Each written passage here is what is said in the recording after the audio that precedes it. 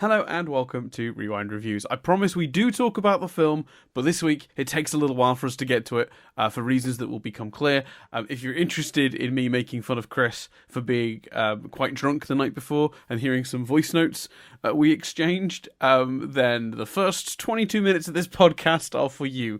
If you just want to hear us chat about Return of the Jedi, then very understandable. I won't devalue your time by forcing you to find out where that is. It's at about 23 minutes into the podcast. So there you go. If you want to hear us chat about Return of the Jedi, you can just jump straight to that. But otherwise, enjoy the rest of the podcast.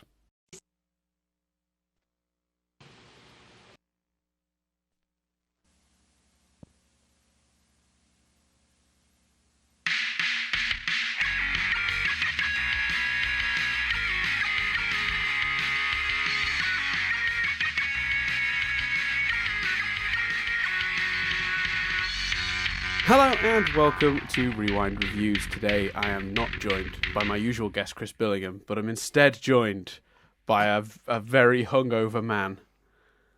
I mean, guest is a little unfair to my contribution to our podcast team, isn't it?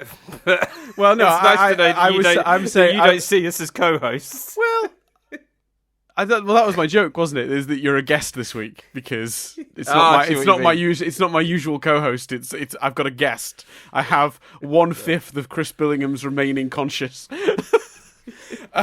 So some context. You have a Force ghost, Chris. I'm gonna badly CGI in a new Force ghost of Chris. So, last night, I'm in a text group with Chris and his cousin and various partners because we all watched this really cheesy but super fun reality show in the UK called The Circle. I gotta say, my favourite thing about that was there's like a cousins WhatsApp group called Your Boy and Your Bro, because I started it to try and convince one of my cousins to come see My Chemical Romance with my other cousin, and I kept going, My Chem, Your Boy and Your Bro, you'll love it. So it's called Your Boy and Your Bro, and it's got our partners on there. And so Adam was messaging me on that about The Circle, and then created that group and was like, need to talk to more people than just Christopher about this. And I was like, but every person you've added to this is in that other group apart from Dan. So really, you just it's because he asked me my opinion of what was happening that episode that we were watching at the time. But I'd already discussed it with you, so I just screenshotted our conversation and sent it. So I think he was just like, well, I might as well just pull Dan into this one. Might as well just see this live. So as the week has gone on while we've had this, we would text during it. But last night, when we started, and a couple of minutes in, I sent something about what happened in the show to that group, and I got a reply from Jess that basically says, we're not watching. Chris is doing a virtual gin thing, a work virtual gin thing, so no spoilers, please. No problem. I said, we'll be careful. And then Chris sends, and my alarm bell goes off here. This is 10 past 10, so this is literally 12 hours ago from where we are talking right now. I'm so drubbed. Podcast is going to be Isrek. And then you add interesting to correct the last word. That's Ewok for interesting. Right, yep. And then, so I said, like, oh dear, are we going to have to postpone this? And Jess is like, well, I have to say, from what I can hear, because she's obviously in another room from you, Chris is hiding his drunkenness very well, apart from the giggling, to which Chris very concerningly just replied in very simple terms, I promise you, I'm not. And then Jess... It's because there was a bit where I was asking a question, and in my head I'm like, get through it, man. And at the end of the question I went, responsibilities. And my mate, he was on the call, WhatsApped me, and he was like, what the fuck was that pronunciation of responsibilities? I don't know. So, Jesus Christ. So Jess then sends a message that says, scrap that, I've just seen the state of Christopher. Good luck getting any sense out of him in the morning. And I genuinely say, like, should we consider cancelling this? There's no problem if he's that rough. although a hungover podcast could be funny. To which Chris replies, he should be fine. I'm taking him some water. Now, the conversation then just carries on about the TV show, because the rest of us are still watching The Circle. And then at a later point, we get messages from Chris, and they are some of the most glorious messages I've ever seen in my life. The first one just says, update. The second one replies, didn't drink the water. But then he added, but don't worry. Next message, I'm going to make Return of the Jedi my bicycle. To which I raised an eyebrow. And then he said, I'm going to make Return of the Jedi my books. And I was like, okay, I think I might know where this is going. To which he then sent the exact text again, but finally corrected the final word to bitch. And I said, third time lucky? And he said, there it is. And I sent the GIF from Lego Movie, where Batman takes like 1,000 attempts to hit the button and then she goes, first try. And then I said, obviously, if Chris doesn't think we'll talk about this in the podcast tomorrow morning, he's sadly mistaken. But the picture I then got from Jess, and am I going to be? Are you okay? We put this picture in the video. Don't worry if not. But I got a picture. No. I think that should be fine. Yeah, no. Yeah, it's a picture of what Chris looked like. At this point, less than sort of about 9 hours back from now, about 8.5 hours ago from where we're recording this now. And I tell you what, it's that is a happy drunk man. That is. It's a glorious photo, and now I've just got to send this because I've just got to play this. So this, for those of you who don't know, I'm sure everyone does, but WhatsApp has the voice note function, which Chris does make liberal use of. But what he did this time, to everyone's irritation, can I add?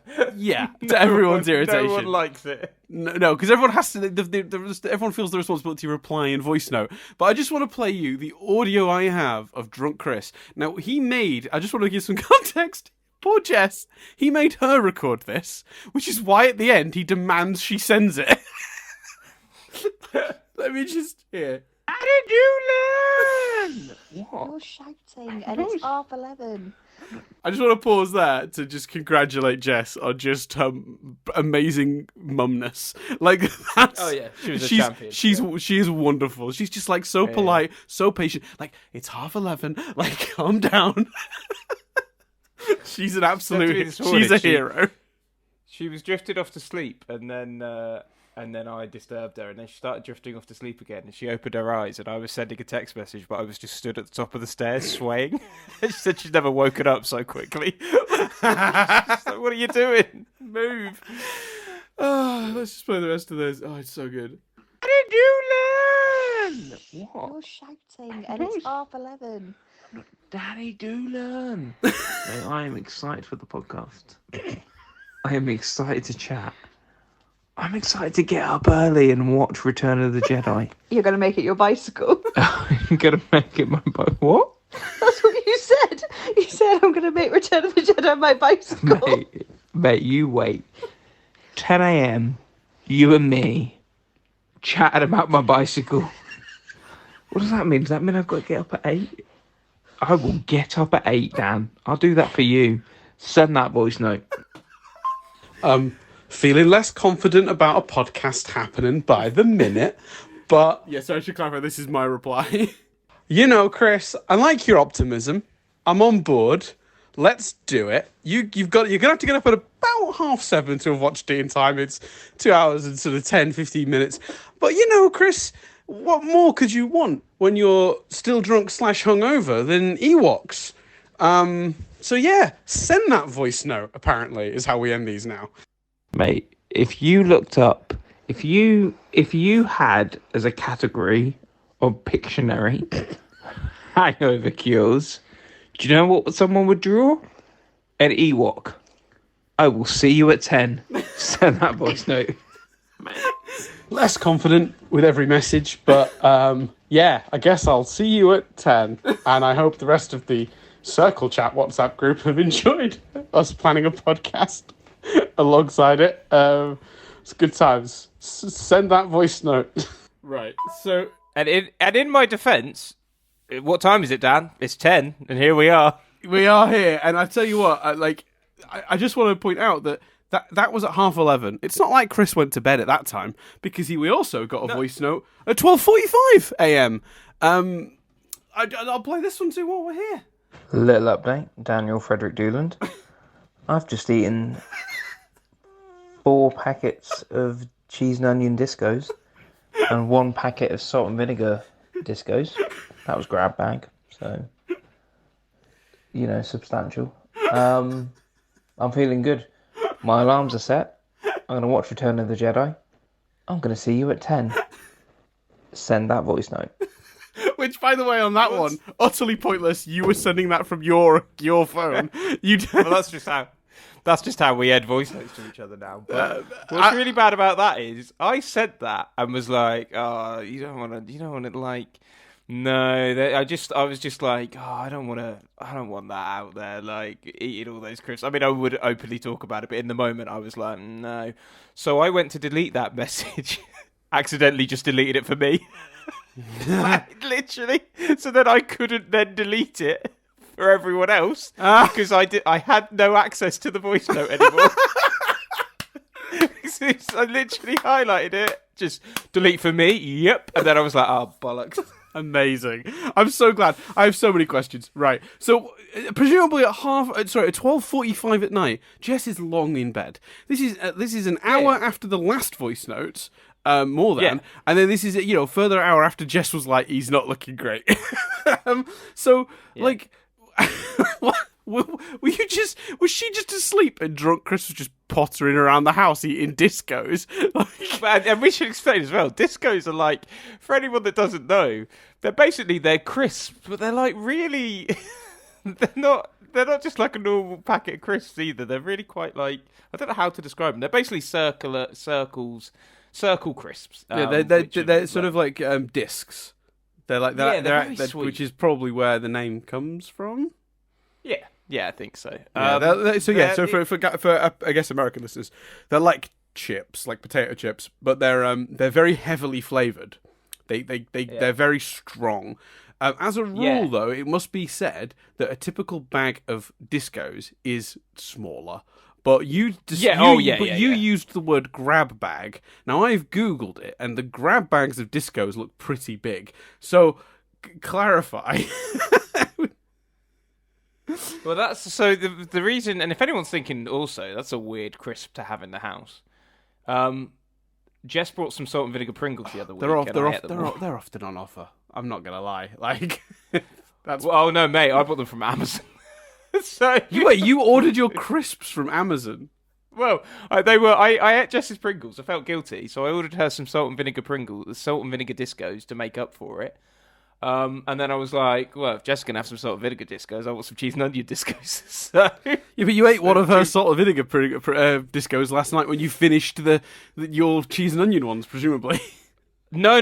My intention was always because and obviously this is the excuse of a larger man, but genuinely I find that it's helpful. It's helpful to me the morning after if I've eaten something the night before, but in between stopping drinking and going to sleep. Like I know drunk munch is a thing, and that might sound like an excuse, but genuinely, I've had hangovers where I've not eaten. I've had hangovers where I've eaten.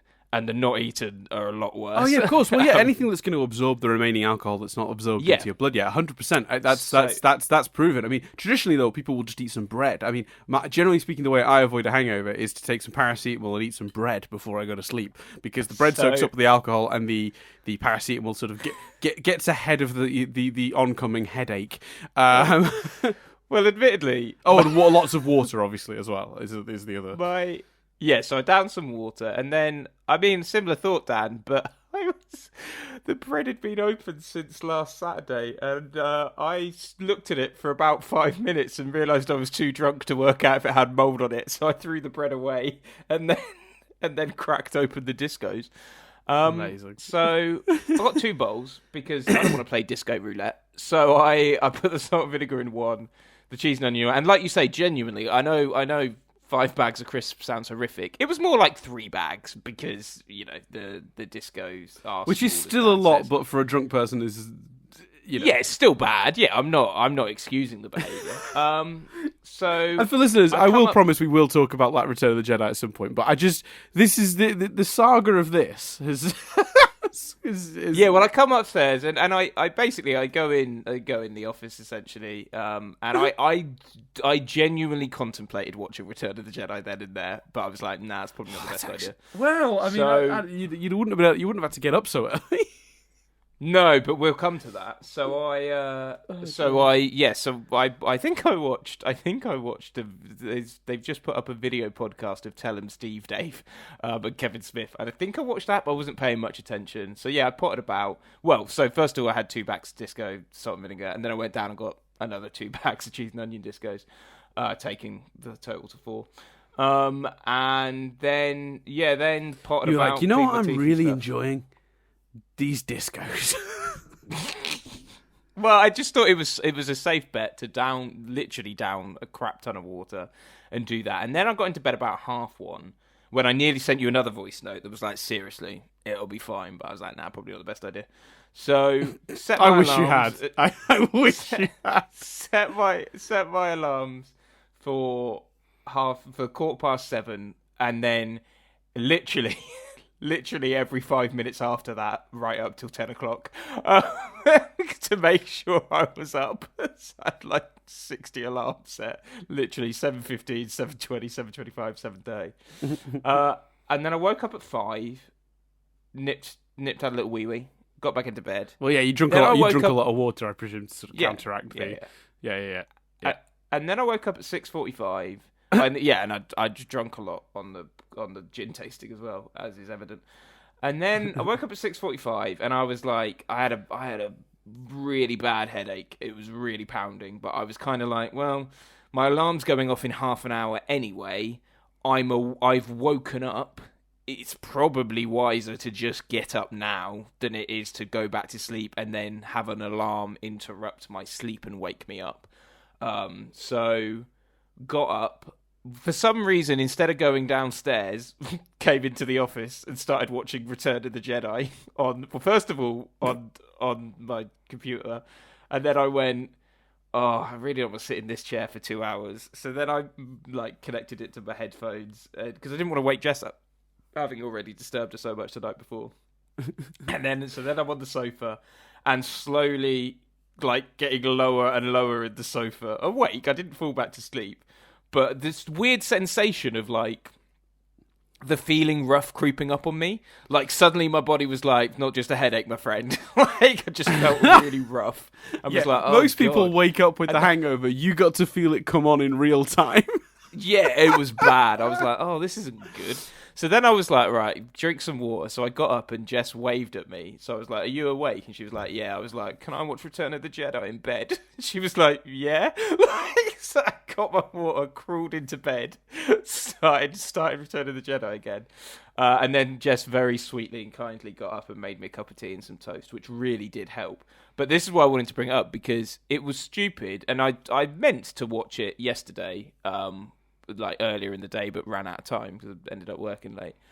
But actually, I'm okay now for this, I think, because I've been awake for 3 hours. Yes, so I've had the cup of tea, I've had a toast. So I actually think if I'd have watched Return of the Jedi yesterday and we were doing this 20 minutes after I'd woken up, I wouldn't be in a good state. So I think actually not watching it yesterday and watching it this morning will lead to a better podcast and an actual discussion of the film, because I've had a chance to ride the hangover out a little bit. I said, well, we say that, but we may now have to include a little bit at the start of this podcast, Chris, that warns people that we don't start talking about the film until more than 20 minutes in.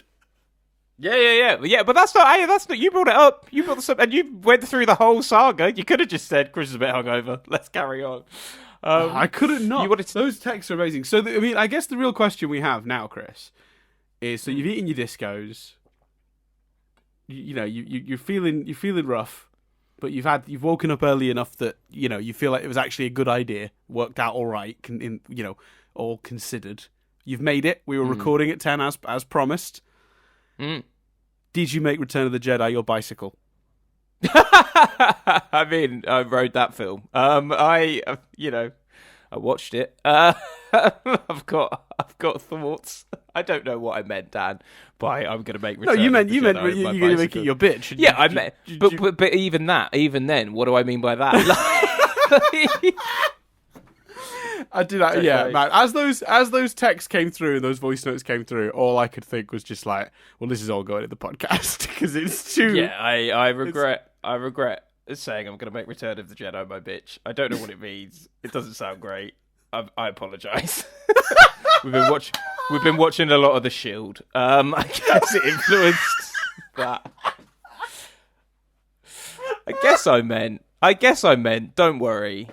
I'm on it. Because you must have also been thinking, even if he wakes up, how much is he taking in Return of the Jedi, or is he going to fall asleep? Is he going to? And I think basically what I meant was I'm going to give my attention to Return of the Jedi. I'm going to ride it like a bicycle. Yeah. All right. In a galaxy far, far away, I just want to say, Chris, Gin Wars. I want to make it very clear because we have to be responsible. Eating 5 packets of discos is not a cure for a hangover. I'm sure it helped, but it's not a wise move. Eat discos responsibly, kids. I like came in that. this I morning. really thought that when you started to do a PSA that you were going to be like, guys, it's not big and it's not clever to drink as much as I drank last night. But no, you went to, guys, it's not big and it's not clever to eat 6 packs of discos. Nah, because I didn't. I've been. You've seen that Jess said it was the most drunk she'd ever seen me, which I think is true. But you've seen me worse, and I didn't. I wasn't sick. I wasn't ill. Do you know what I mean? So I don't think I. Yeah, I mean it's never cool to drink responsibly, obviously. But it's no. I think the trouble is, Dan, when you and I have done that drunk podcast. Do you know what I mean? I feel like we've put out the drink responsibly message with more reasons. There's that too. Very quickly, last addition to this saga is that obviously your cousin has witnessed all this without comment, might I add, which I loved. I loved that he just sort of sat back and tweet and text, this morning, just after we started recording, the question on everyone's lips. Did Chris get up at 8? To which Jess has replied, he did, but he was a bit hungover. I'm now going to reply, he made it. Yeah, could you correct that? To Chris has asked me to correct this. He got up at 6:45 to watch Return of the Jedi. He made it. We're recording now, and he's actually coherent, but he'd like me to correct this. He was actually up at 6:45. Full of spunking discos.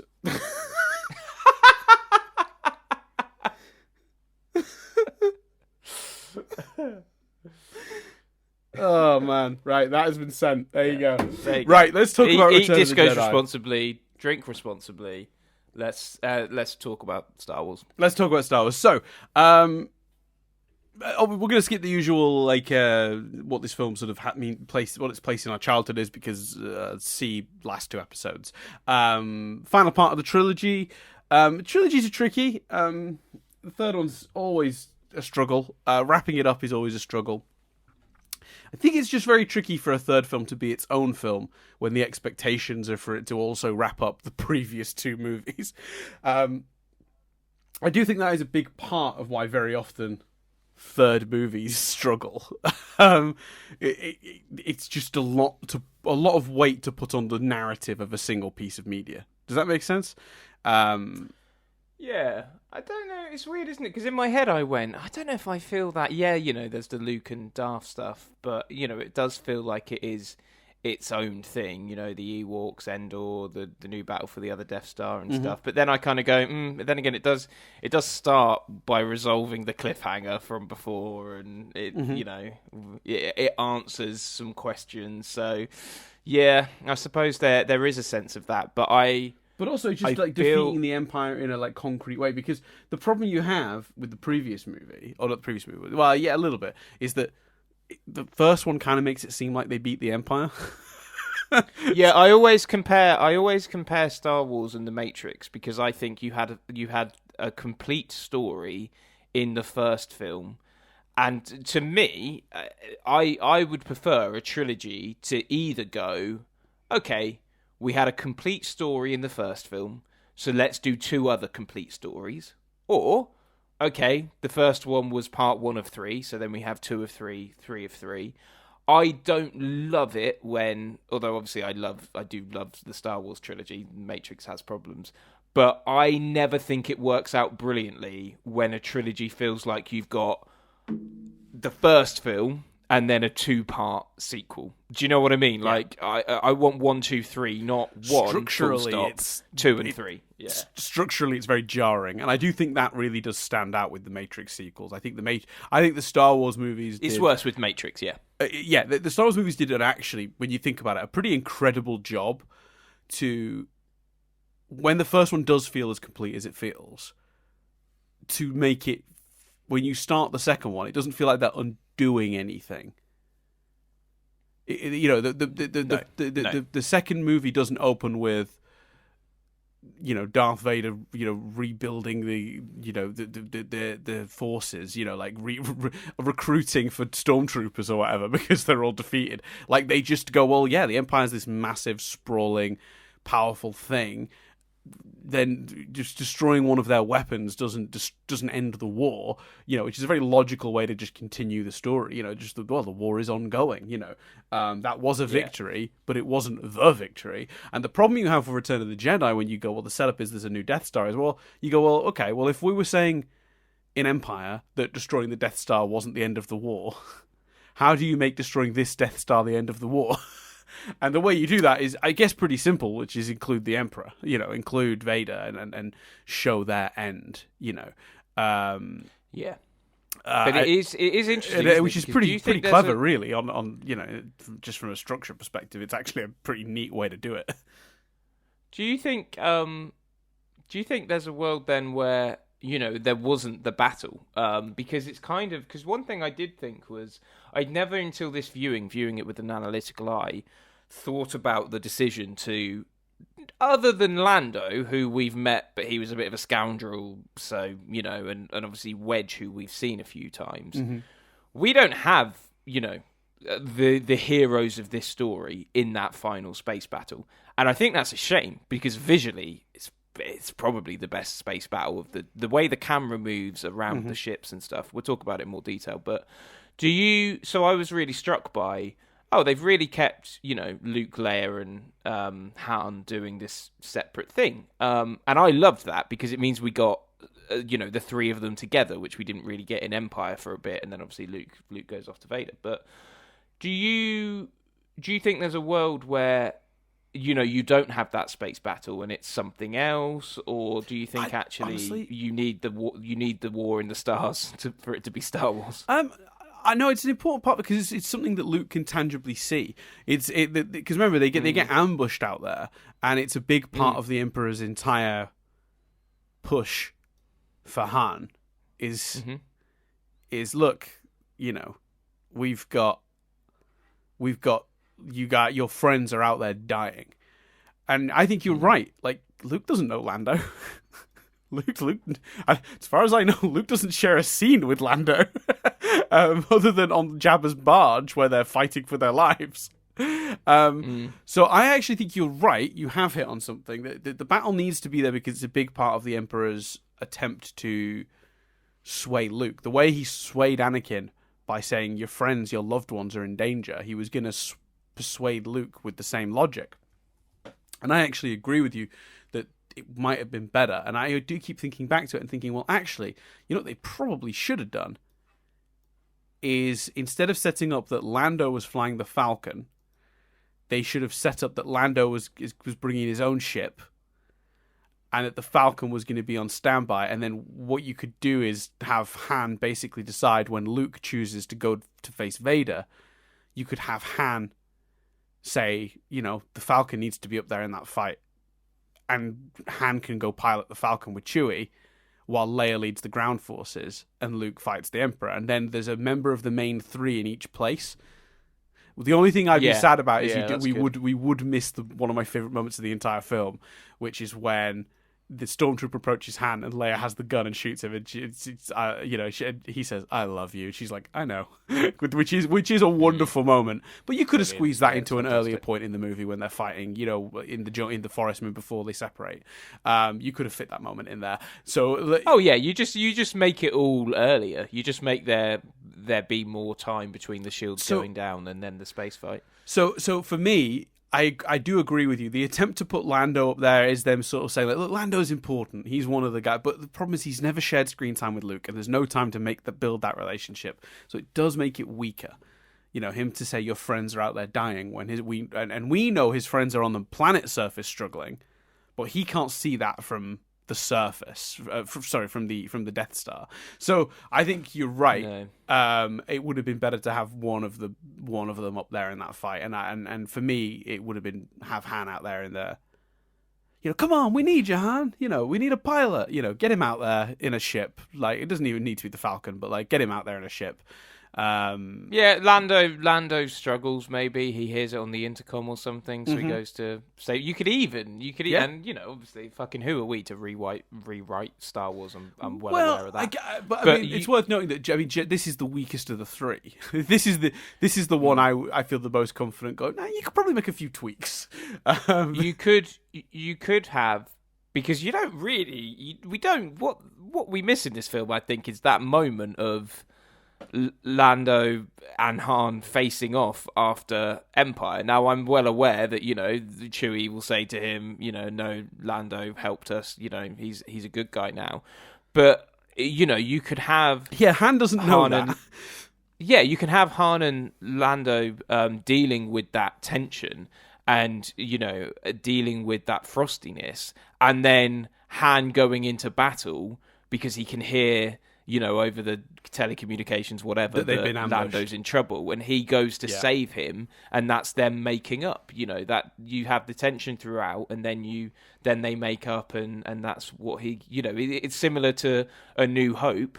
He changes his mind, and he goes in to swoop in and save the day, and it's repairing their friendship. That's great. Nice. I would, because that is it's funny because I guess this is another one of those in the context of the canon we have now.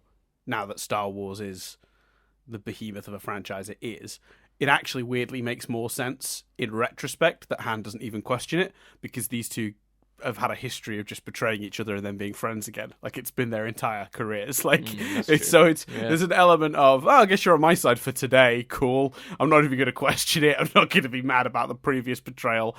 There's, in the light of Solo, and what we've learned about Han and Lando since, even in the sequel trilogy, it just sort of fits now.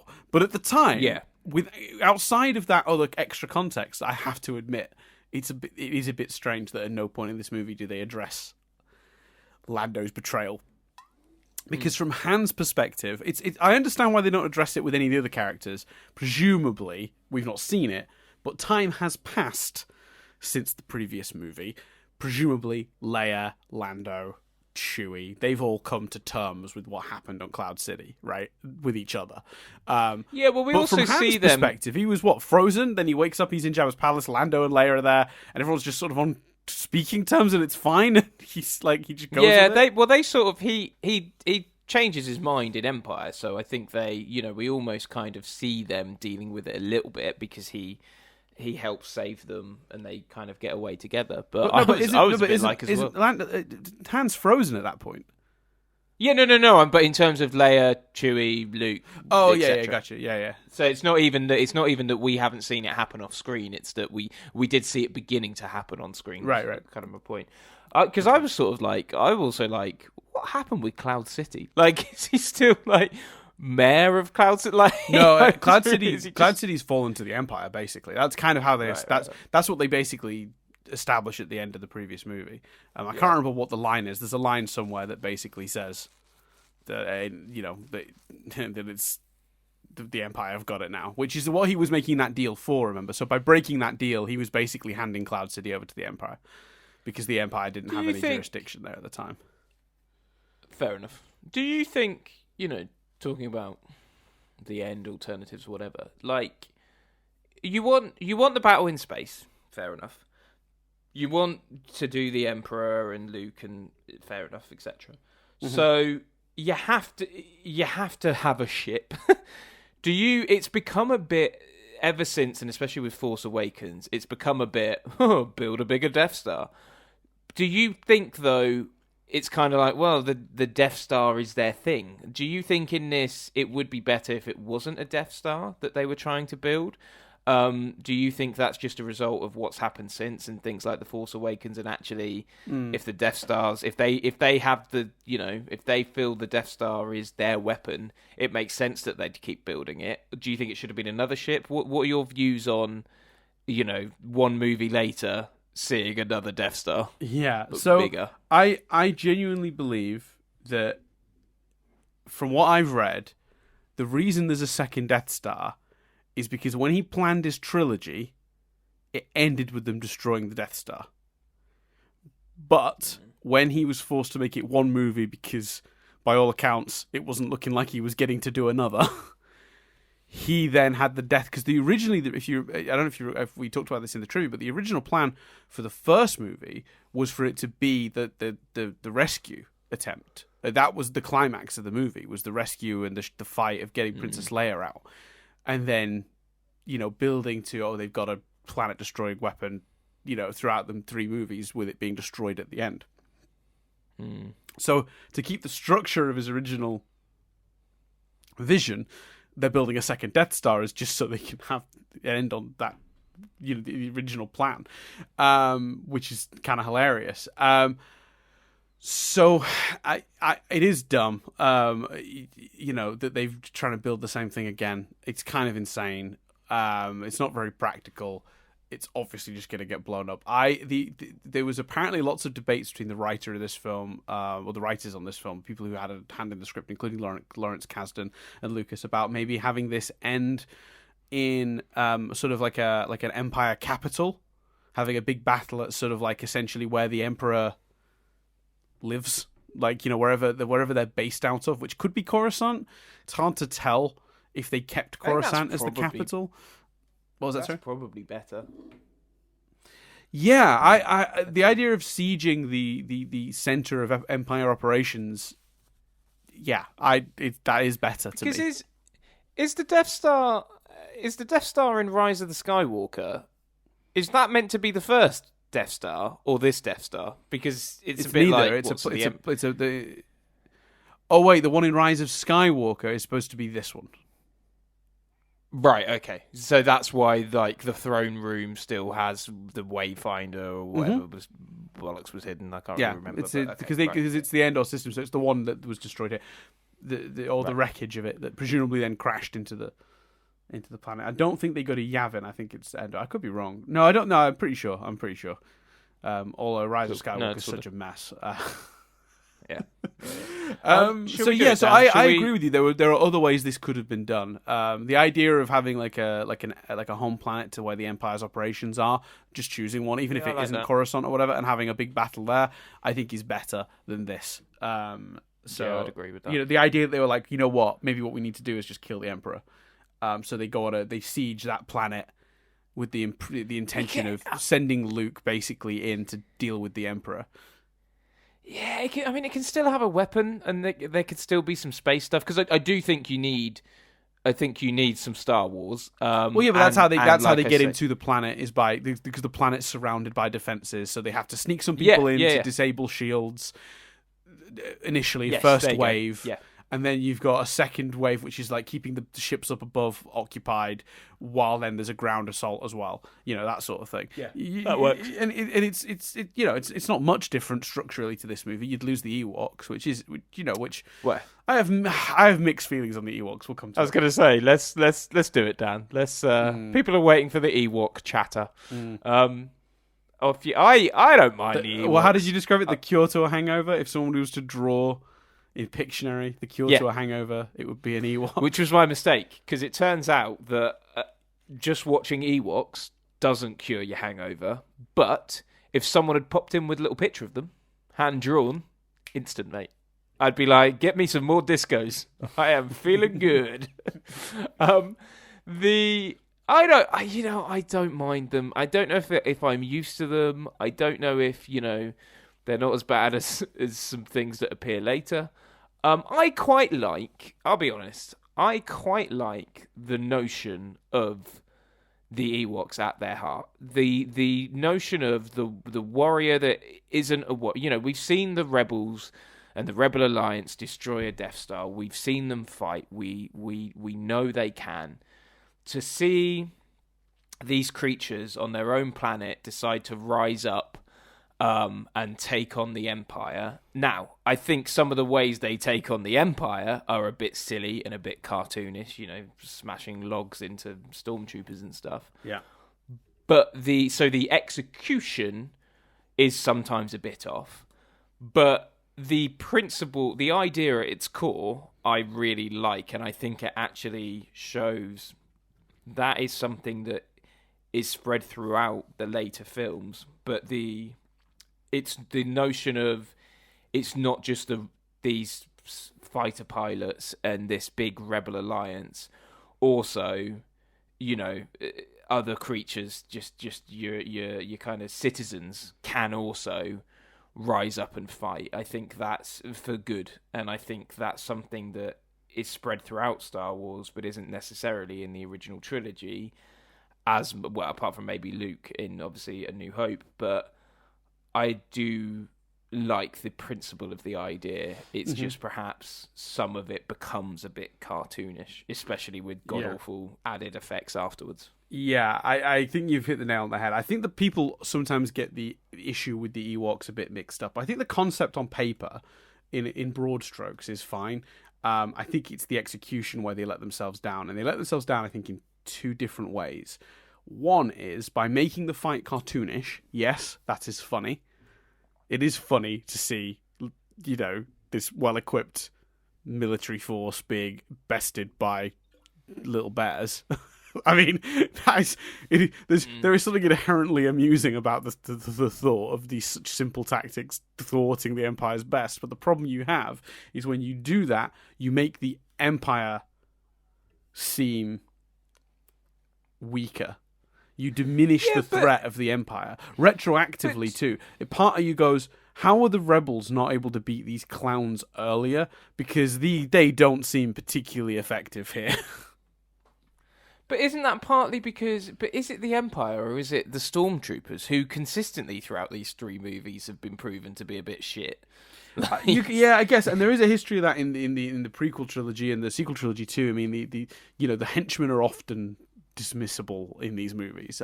Obviously, I guess the most famous example, and particularly through the Clone Wars TV show, is the Trade Federation, those beige droids, Roger, those guys. They are played for nothing but comedy throughout the series, particularly in the Clone Wars TV show, where they are flat out never included for anything but comic destruction of sometimes of themselves.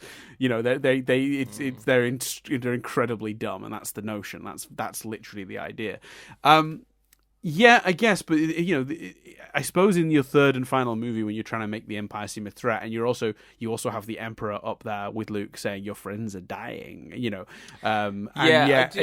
contrasting that with the fucking Ewoks tying up the AT-ATs, or maybe it's is it an AT-ST? This one's the two-legged one. It's called. I think the two-legged one is an AT-ST. But either way, like the Ewoks are pulling it down with ropes and stuff and throwing logs at it.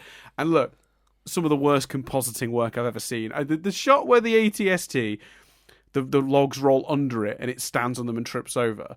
The shot where it lands is fine, and the shot where it initially sort of was walking past is fine. But the shot where it actually stumbles on the logs is some of the dodgiest compositing in the entire Star Wars series. Yeah, it's bad. Watch its feet; it's awful. Yeah, that's fair. I suppose like someone's done a cut on YouTube of that last battle, but with the Ewoks removed, and it does have more grandeur. It does feel more epic. Yeah, so that is fair. But the premise is fine. As you said, and I also the other criticism they get, which I do think is kind of valid, is that it does a little bit feel like they're there to sell toys. See, I was just gonna say, but it's a blockbuster franchise movie where they made most of their money in the first one selling toys. Like, I get that criticism. I think it's fair, but part of me goes, that's its right. Do you know what I mean? It's not a sequel to the Shawshank Redemption with Ewoks. It's not. You know, that would be like, wow, you're trying to sell some toys here. They've been trying to sell toys from the beginning. Like, yeah, I guess the inclusion of something that, like, so I guess with the other ones though, it's like, oh, here are things that happen to be in the narrative that make cool toys, whereas this feels like we've thrust something into the narrative with the intention. Like, it feels like the intention is less pure here. It feels like the toys were an excellent thing that spun off from the movies, where it now feels like the movie is being influenced by the desire to make toys. And there is a difference, I think, in intention. That's but I'm kind of with you. Like, the thing is, rewatching it, I must say, there is a charm to them that I don't think I always pick up on when I watch this film. How old were you when you watched this? Did it bother you? Or No, did you not as a kid. Reversely, really like them. I thought they were fucking adorable. Yeah. Yeah. Kids love them. I don't. Look, this is the other thing that I'm like. George Lucas has said this on multiple times. These are children's movies. These are movies for kids. Yeah, exactly. Yeah. And at the end of the day, I don't 100% agree with that statement. I think they're family movies, which is, I think there is a distinction. Personally, I think with a family movie, you have to be able to cater to both, rather than leaning one way or the other. And it might be also where he went wrong with, like, Jar Jar, leaning too heavily at kids and not thinking about the adult audience that also have to watch Jar Jar go, Piusa, I think with the Ewoks, definitely young, 7-8-year-old Dan, when he first saw this film, didn't give a shit. He thought they were adorable, and funny, I'm sure. But adult with adult eyes, definitely you can see how it impacts the tension of the end of the movie, because it's like you've got these very serious battles happening above, and yet the one on the planet's surface just comes across as a bit of a joke. And while I don't mind comic relief, it can't be at the expense of the threat, because that's where you're hurting your third act. That is very much shooting yourself in the foot. So it's not really the Ewoks' victory. Some people often say it's all about the plausibility. How do these little guys beat the Empire? And I disagree. I don't think it's about plausibility. It's more about how ineffective you end up accidentally making the Empire seem. And like I said earlier, retroactively as well. There's a part of you that goes, how are these guys the dominant force in the galaxy? They seem very defeatable. So yeah, I think there's potentially two things that would help: pushing it earlier and not cutting to it during your climax. Agreed. Which again, our suggested rewrite would do that. But also, I think there is a world where you could just make it less cartoony. So you get rid of some of the noises, and rather than smashing wood, that you do really. The idea is that these guys are really cunning, and they've built their. When we see where they live, it's traps, and it's really cool, clever, thinking outside the box, practical solutions to things, and they then apply that to the way they fight. So it's not just tripping up machines 80 whatever with logs. It's something more. It's something cleverer than that. Yeah, we get a glimpse of it. I think one good use of the Ewoks in this movie is one of my favorite scenes, and one of the moments I noted down as being like a significantly better use of the Ewoks is there's the moment earlier in the film when they first get to the place they need to get into to turn off the shield generator, and they're like, there's guards. What are we going to do? And they're trying to formulate their plan. And C-3PO's like, I don't want to interrupt, but I think one of our little friends is doing something rather rash. And it cuts over, and the Ewok has jumped on the speeder bike and zipped away on it. Now, on the surface, you go, that's the dumbest thing ever. Like, this little thing just jumps. But it's the Ewok very intelligently taking advantage of how people see it, right? Yeah. The stormtroopers don't immediately call in backup. They don't think they're being invaded by rebel forces. They're like, oh, it's a native that's idiot that's jumped on the bike. Let's go get it. Do you know what I mean? They don't raise the alarm on the wider level because they don't believe they're being assaulted by the rebels. What that Ewok does is both funny and clever, because it's taking advantage of its of the expectations that the Empire are putting on it, you know. And I think if they'd have played on that notion more, you don't even need to make the log things cleverer necessarily. If you make it that the Empire just thoroughly underestimates the Ewoks at all steps. So the reason the logs work isn't because they're particularly clever, but actually because the Empire just didn't take the Ewoks as a intelligent species at all. So you do more scenes of the stormtroopers and various Imperial people on the surface, you know, not taking them seriously, you know, destroying parts of the forest and pushing the Ewoks back and like not being that interested. So the Ewoks are already heavily interested and invested in stopping them and take advantage of how they're perceived in order to lull the Empire into that false sense of security. You play on that more, and it's way less annoying by God, I agree. Quite a bit. Because then the Empire don't look incompetent; they just look like it's kind of the Voldemort thing, isn't it? It's like, you know, he just doesn't take Muggles seriously. It's like they're not a threat to him. Like even better, the house elf. They do a couple of different things in the Harry Potter books where Voldemort is thwarted by his low opinion of magical creatures like house elves. Yeah. And how he doesn't think they're on the level with wizards. Yet he is actually, in the end, one of the things that seriously allows the good guys to prevail is the magic of a house elf. You know, being he deemed unworthy of being able to stand up to him and do it, you know. So you play on that more, and then suddenly it's not silly. It's like it's not that the Empire aren't efficient. It's just that they lowered their guard incorrectly. Yeah, I could see someone. I think you need to play on it more. But if you were sat here saying that was your interpretation of what we've got, it's just cartoony. I could see that too. That could be someone's. Not in the text, though, is it? Not overtly, no. But you know, maybe that is. It's a bit fansplaining, basically. Is what yeah. And I don't think there's anything wrong with that. But I didn't find it. You know, I can't remember for sure. But when I rewatched them, I did a ranking, which would probably change now, actually, a little bit. But Return of the Jedi is still higher than a lot of the Star Wars films. Yes, it is. I think I only had two above it. Yeah, it's not perfect, but it is still really solid. Like it's a really entertaining movie. And let's be honest, compared to recent trilogy finishing films, holy shit, it's like night and day.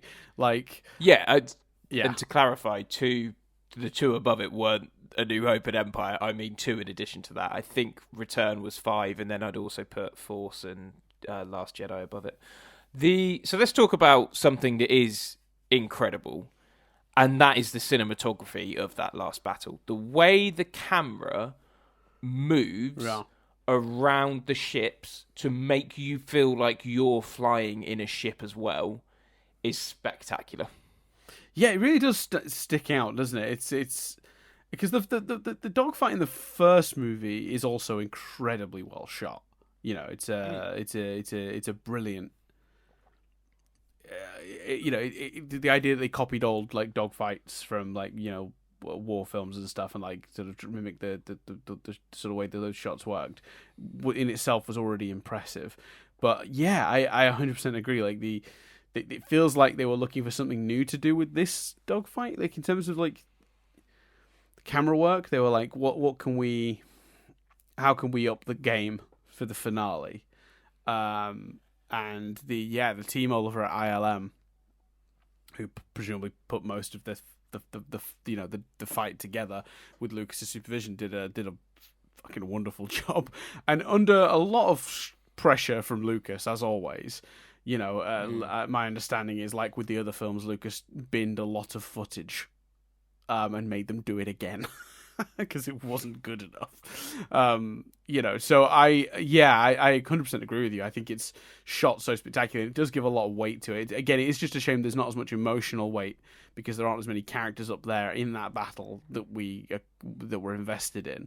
No, and there's also not a clear, you know, unless this was affected by my state watching it, but I'd like to think it wasn't. There's also not as clear a goal, I don't think. You know, in A New Hope, it's very clear. Shoot bullets into this bit and it will all blow. Yeah. This feels a bit. What's the actual specific aim? Well, the aim is the same initially, but what it changes when they get there because the whole thing is an ambush, isn't it? It's a trap. So what ends up happening is they have to hold off. So yeah, so what happens is they go up with the aim of getting to the Death Star with the before it's completed, because when they complete this, it will be indestructible because it won't have the flaw the previous one did. So the idea is destroy it now while it's half constructed and its core is exposed, rather than at a later time when it's completed and the core is off limits. You're not getting to the core to blow it. So initially, this was a really clear goal. The problem is, once they get up there, Han and Leia haven't pulled the shields down yet, which means they can't get at the core of the Death Star. And it turns out the Empire was well aware of their plan and had a bunch of ships waiting for them. So their fight becomes very aimless because they can't go for the Death Star until the shield is down. But they also can't just, retreat. They need to try and take the damn Death Star down. So they just have to sort of hang about and survive for long enough, which is a really unclear goal. If a movie had a fight scene at the end where the goal of the character was just, I don't know, survive, I guess. Like, it's just a bit like it's so much more engaging if you like survive by getting to this or doing this or achieving this. It's much clearer and makes it much stronger. You're right.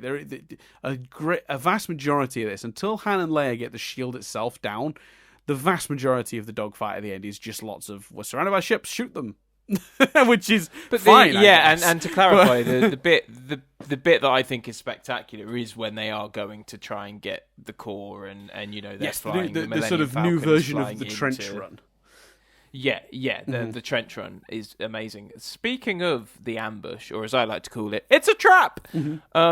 What a weird plan, because so if you're deliberately feeding this information, wouldn't you make it more false? Wouldn't you send them to a planet where there's not actually the shield that they can use to do the thing that has been leaked? I was just a bit like, if this is your grand plan, why? And you were going to lead them somewhere.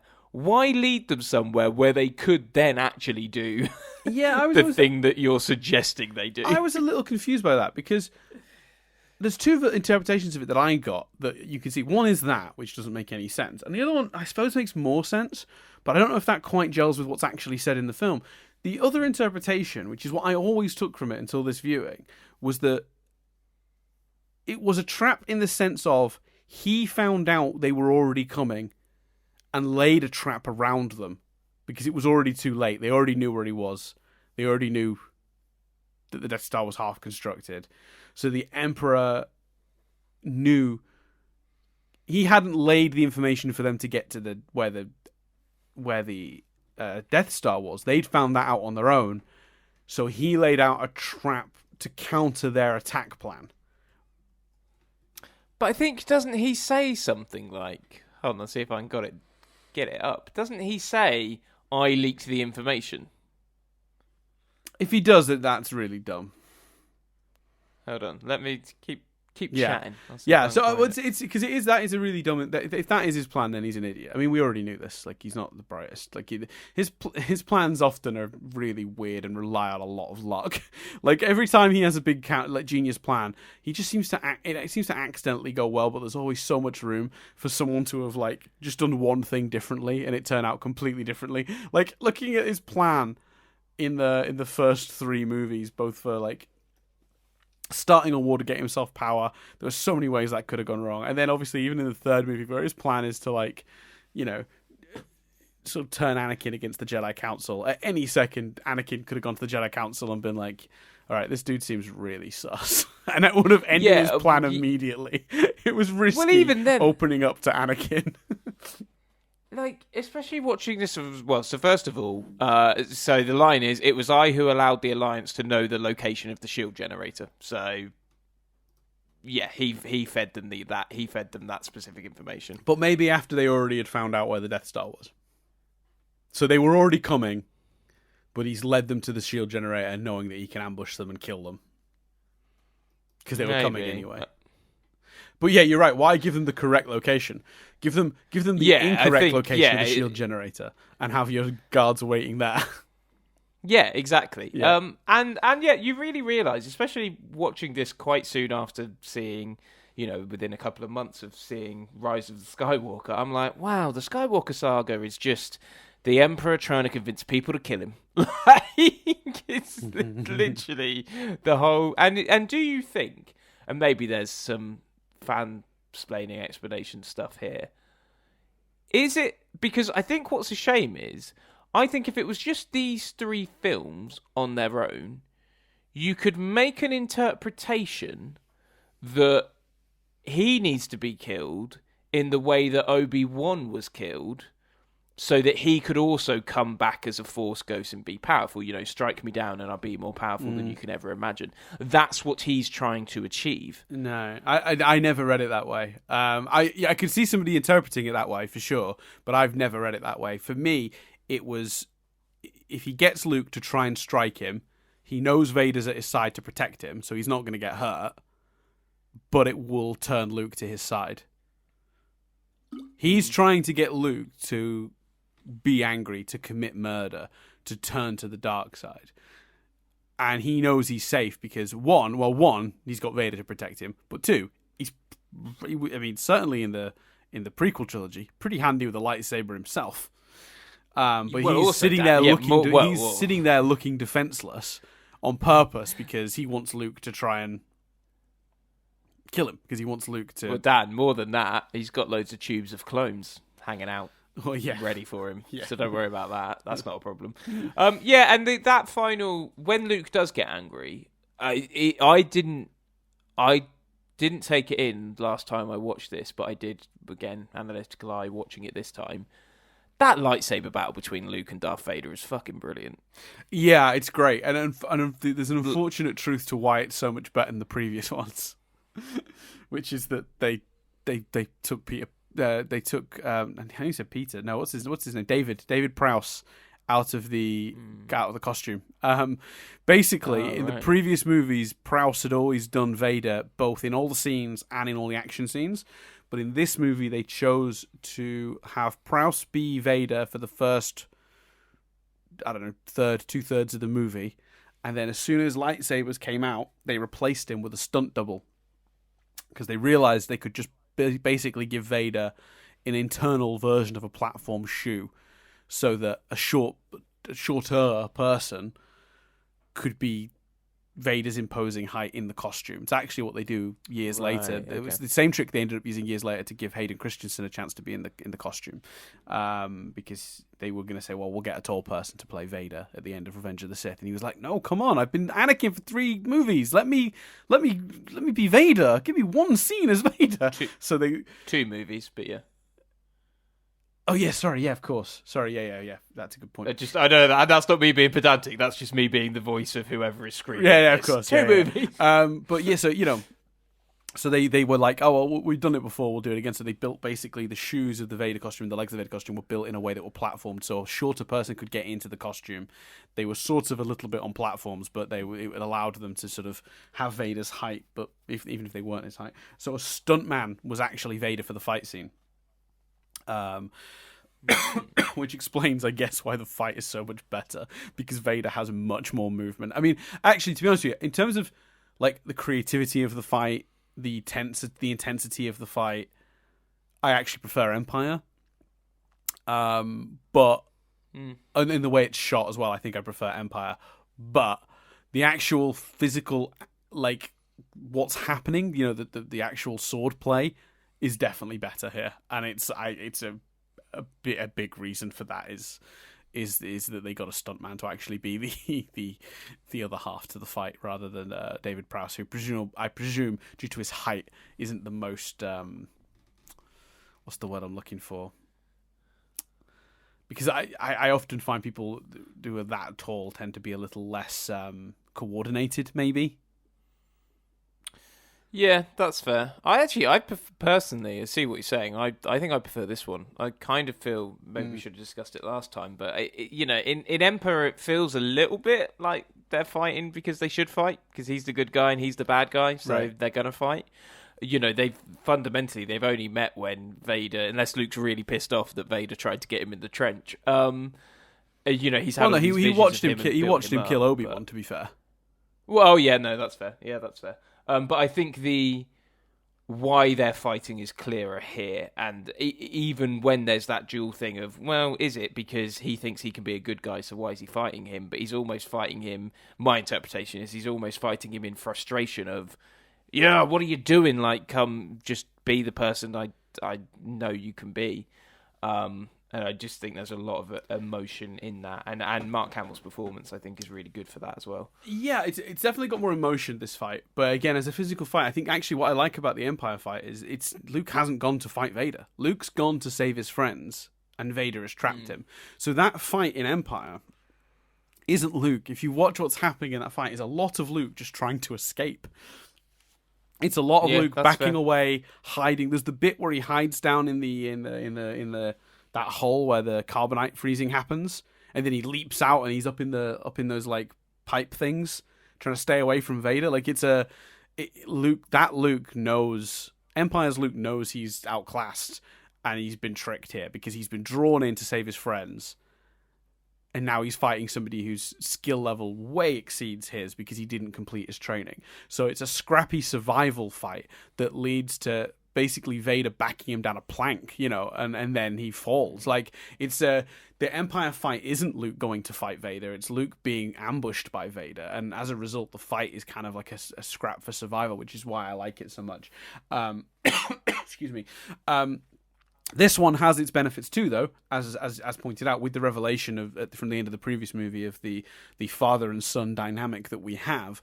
There's so much more emotion in this fight. There's so much more passion in this fight. Mark Hamill gets to act, and as I said, the actual physical sword play here is, way better, because and so it should be. Luke is now more trained. He's come to fight this time. He's not come to run away. He's come to face Vader. It's what Yoda tells him in the middle part of the movie. You've got to face Vader. It's the only way you're completing your training is by coming to terms with Vader. And basically, what Yoda is saying is you need to face Vader because, like your father, you are on the edge of whether you might become a good guy or a bad guy. And only through coming face to face with Vader and overcoming that and coming out the other end a good guy will you know you're a Jedi. Because there's a chance you're weaker than you think. You're more susceptible to your anger than you think and your hatred. And you could easily turn to the dark side. And what I love about these movies as well, Luke wears white in the first one, grey in the second one, and black in this one.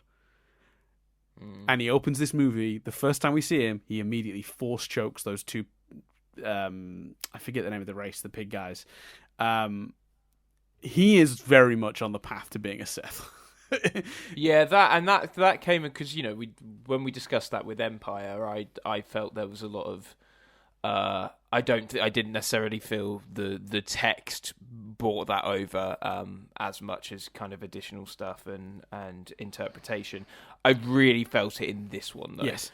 Maybe because we'd had that discussion last week and I went into that. But things like there's way more focus on it. Like when he chops off Darth Vader's hand and he looks at his own hand, which was chopped off by Vader, and he just kind of draws down the lightsaber and says no. It's a really powerful, big moment. Yes. Like you say, the imagery, him in black, etc. I think there's way more that's in the text, a lot more here. And I think it really works because it's great. And it does improve that final fight. You're not wrong. I think like it's a matter of degrees for me, these two fights, these two climax sort of lightsaber battles, because I love the scrappiness of the Empire fight and the survival of it, the how outclassed he seems, because that obviously leads us to this movie where he comes back and it's like, God, he's got to overcome this guy trashed him last time. Like, it's simple storytelling. But if you show the villain beat the hero, the villain immediately becomes automatically more imposing. That is just how these things work, right? Like, if it's always a close call, your villain seems a lot more threatening, and Vader seems very threatening. So when he goes to him in this movie, you're sort of just like, geez, like, this kid, like, how's he getting out of this one? I don't foresee him sort of being able to overpower Vader, beat Vader, and you also he's like so close to the edge, and there's all this emotion entrenched in this, but also essentially Luke's soul is being torn at, like which way is he gonna go? And you're right, the moment where he pulls that, retracts the lightsaber and is like, no, I'll never turn, is like such a fist pump moment. It's such a great thing. And I mean, I even like, additions aside, and we'll get to them, I even like the choice to have Vader fulfill the prophecy, which didn't exist at this point, but I love the choice of having Vader be the one to turn. But I do always think, though, another thing that kind of hurts this fight, and I wanted to ask you this, it's in my notes, do you think they do enough to convince you of Vader's turn here? Do they set it up enough? Where he turns on the Emperor, chucks him down a big shaft. And we're ignoring the no. We'll come back to that because this movie, I think, has some of the most egregious changes in the special editions. But putting that aside for a second, does the movie do enough to convince you that that's a thing that might happen? I think so, but only just. And it works because he immediately dies in a way. I think it has to. You have to have him then die for it to work, because has he done enough? Does it do enough to make you buy Luke forgiving him, and in Luke's eyes, him being redeemed? Yes, I think so. Just partly because in Empire you have that it's just a boy stuff. I think they could play more on that, but they sort of build the notion that Darth doesn't actually want to kill him. Again, could be done a bit more. Yeah, I suppose they do have him getting like crushed with that thing. But Luke comes to him and says, "You won't take me to the Emperor because you'll do the right thing." Cut to here, Emperor. I brought Luke. It's like, is that guy really the guy that's gonna like save his son when he's in danger? He brought him to the Emperor in the first place without question, without hesitation. I don't know. I always kind of felt that his turn, while powerful, while epic and such a cool moment when I was a kid, I was like, no way, Darth Vader's turned on the Emperor. Like, in reality, I watch this movie now and go like, wait, he turned on the Emperor? Why? He didn't give a shit about his son when he tried to fucking kill him last movie. Like, he's, he didn't. But does he? But does he ever? When did he try and? Well, I suppose he tried to kill him in A New Hope. Yeah, he tries to kill him in A New Hope, although it's unclear in the canon when he knows Luke is his son. So it's changed a few times because obviously Legends and now Disney bought it and deleted all the old expanded universe. The story now is that he doesn't know Luke is his son until between A New Hope and Empire, when after the Death Star is blown up, he hires Boba Fett to go to Tatooine and find out more about the pilot that blew up the Death Star, because he knew the Force was strong with him and he's curious. And it's Boba Fett comes back and is like, I don't know, he's some kid, some farmer called Luke Skywalker, and he's like, oh shit, that's my name, and puts it together. Yeah, because which is something they never fucking explore properly. Like, we need to hide the children. We should probably make sure the boy has the same name. Yeah, and we'll put him with, his actual aunt and uncle. Vader will never think to look there. Nuts. That's insane, right? Luke was living with Owen, Lars's son. Like, he never thought to. I guess you're right though. Actually, of course he never thought to check there. He thought they were dead, and that's the other thing. In the now existing canon, not at the time of these movies, so it can't be levied as a criticism against these movies. But in the current canon, it doesn't make sense, because part of me goes, well, wait a minute. The Emperor lied to Vader and said, you don't have kids. They died they didn't make it through childbirth. I think, in fact, he actually says that it was Vader's own force choking of Padme that had killed all three. Or he does. Well, maybe at that point he only thought it was a single child. Two. Whatever. Yeah, single child. But so shouldn't he be mad at the Emperor because he lied about the kids surviving? Yeah, which again we presumably see off screen. So if he doesn't know in A New Hope, in his defense, in terms of this discussion of do they do enough, he doesn't try and kill him in Empire. I mean, sure, he chops off his hand, he lets him fall, but he doesn't. Yeah, he just battles him to the edge of a giant cavernous thing where if he was to fall, he would almost certainly perish. How he doesn't, we still don't know. And then he lops off his hand. You're right. He loves his kids.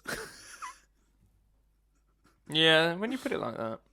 Also, when Luke shows up and is like, "Father," and Vader's like, "Sup," and he goes, "You won't take me to the Emperor because I believe there's still good in you." And he's like, "You think? Cool. Let's go see the Emperor."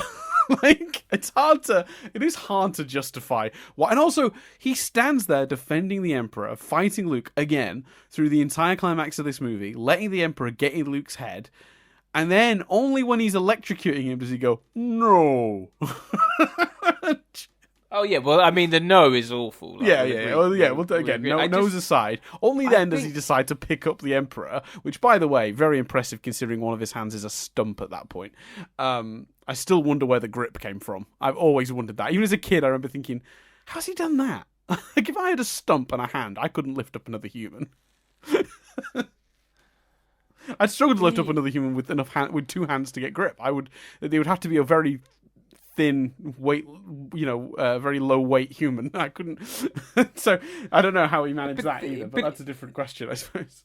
It is the most. I guess, and this is why it's so much about fathers and sons, because it's, that is the most.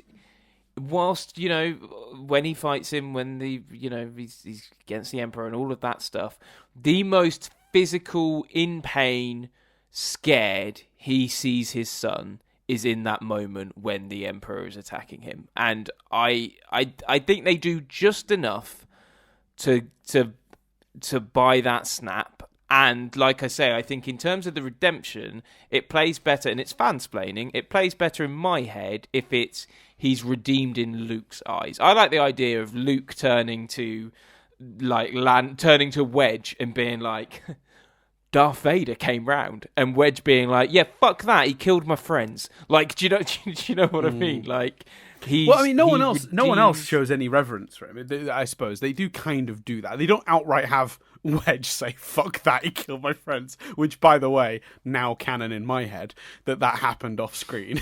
that's exactly the conversation that happened. You do have Obi-Wan and Yoda accept him into the Force ghost of it all. And but that's once you're in the sort of the spirit realm, I guess, like, I don't know, your true feelings are like exposed, and also, like, I guess no Sith ever comes back as a Sith ghost. So I guess to be a Force ghost, you have to have, and they were there when Luke took his helmet off, and he was all. Like, because the moment that you sort of like, the other moment I question is the helmet coming off moment, which, by the way, as a kid, one of the most amazing things I ever saw was what Darth Vader really looked like. I can't express how much I to this day remember holding my breath, because there's a part of you that always goes, they're never going to show the face. They're not going to show the face. Of course, they're not going to show the face.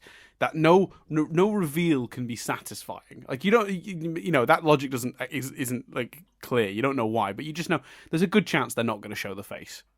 Because they've never done it, why would they?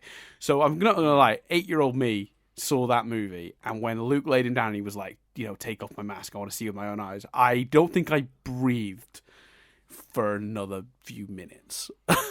Because that was amazing. I was just, he's gonna do it. Like, it's just an incredible moment. I can't I can't overstate how impactful that was. But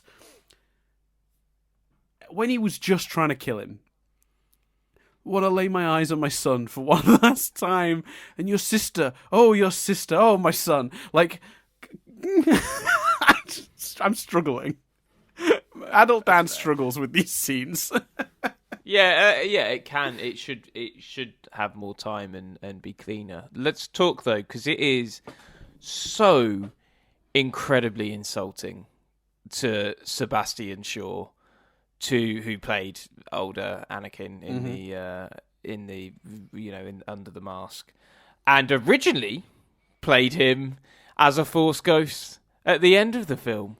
Yes. But instead, what you'd see on Disney Plus and what you've seen since, I think, you presumably it's in the Triv, but since I think 2004, is Anakin, is Hayden Christensen, which is just one. Sebastian Shaw looks cool as fuck in the original scene. Looks really the difference of like good Anakin and under the helmet Anakin, Darth Anakin is done really well in my opinion. Yes.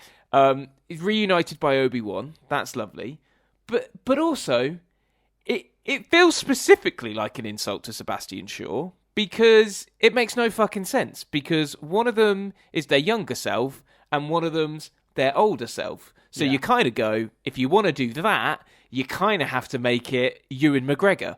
But you're not doing that because you don't want to be insulting to Alec Guinness. So you're keeping Alec Guinness in there, but removing Sebastian Shaw and replacing him with someone who Luke wouldn't recognise. So that's another reason it doesn't make any fucking sense. It just feels insulting and unnecessary as well. Because I think even if you watch them, in machete order, you watch them in chronological order, whatever. Even if you do that, you are still thrown by the fact that it's the young Anakin and not the Anakin we've just seen. Have you heard Lucas's explanation? No. So Lucas has an explanation that he's given, and it's a two-pronged explanation, Chris, and I it makes slightly more sense, but it doesn't make a lot of sense. He first of all says that he wanted Anakin. He thought Anakin's Force ghost would look like he looked before he turned to the dark side. Would look like let's make it Jake, whatever his name is. Then what's that? Sorry. Let's make it the little kid from Phantom Menace. Then, in that case. Well, yeah, because at what point did he officially turn to the dark side? I guess it is the third movie, but yeah. The other point he made was old Anakin was half a man. He was burnt. He was, missing his limbs. Like, to have him blemish-free with his limbs back as a ghost, he felt was odd. I guess in George Lucas's head, the ghost would have looked similar, but I always thought, for me, I think it's okay for a ghost to have sort of healed the major wounds of a person. Like, you're a ghost. Like, it's not really. Yeah, but it doesn't have to. You don't have to take your physical injuries into your ghost life, do you? Yeah, I viewed it as like their soul, or like in the book series Animorphs. There's the idea is it's all about DNA. So if they get injured, if they morph and then morph back, the injury is gone because the injury is not part of the DNA. It's not part of what makes them them. I would argue it's the same. You know what I mean? The Force Ghost is the soul. It's what makes them them. I wouldn't expect Luke's, and I don't know, I can't remember if it's visible in Rise of the Skywalker. I wouldn't expect Luke's Force Ghost to have an electronic hand for the same reasons, And I also think it's kind of sweet to see, because Sebastian Shaw doesn't look like so far removed from Hayden Christensen that it doesn't make sense. It's no, exactly. It's really shitty, I think. Yeah, I do agree. I tried giving my best effort at defending it from Lucas's perspective because that's it just feels more balanced for us to to talk about Lucas's logic, but it's very hard for me to defend either of those reasons because both of them don't work for me. A ghost can whatever. It's a ghost. It really doesn't matter. There's no rules to it. You're making it up. Like it's a ghost. They don't exist. Spoiler alert. So there's no. It's not like I'm going. Well, in the real world, ghosts always look like they do with injuries intact, Lucas. So fix it. There's no comparison. So I'm just sort of staring at that, going forgetting even the insult to Sebastian Shaw. Let's just take that out of the equation for a second. Take the fact out that there's an actor being replaced. Just the logic of it just doesn't stand up on its own 2 feet. No, because fundamentally, I think the problem is you either need Sebastian Shaw and Alec Guinness, or you need Ewan McGregor and Hayden Christensen. Correct. Yeah, and because you've had Alec, and you would never remove Alec Guinness because it's Alec fucking Guinness. Therefore, you shouldn't remove Sebastian Shaw. I would love to see that restored. Yeah, so would I. because I think it's much better. Because again, you're right, recognizable to Luke as Anakin. Like, Luke must have been, honestly, there's a version of that scene where Obi-Wan shows up and it's Luke staring, and then Yoda shows up and Yoda got to be a Force Ghost too. You know, my two mentors. And the Hayden Christensen goes, who the fuck is this guy? Yo, Obi-Wan, who's this kid? He's like, oh, that's your dad. Is it? Looks like an older version of that kid from Jingle All the Way. What's going on there? Yeah. So, like, this movie has the most egregious changes. We'll get to one of the other ones in a minute. But it's by far the movie that was fucked with in the worst ways.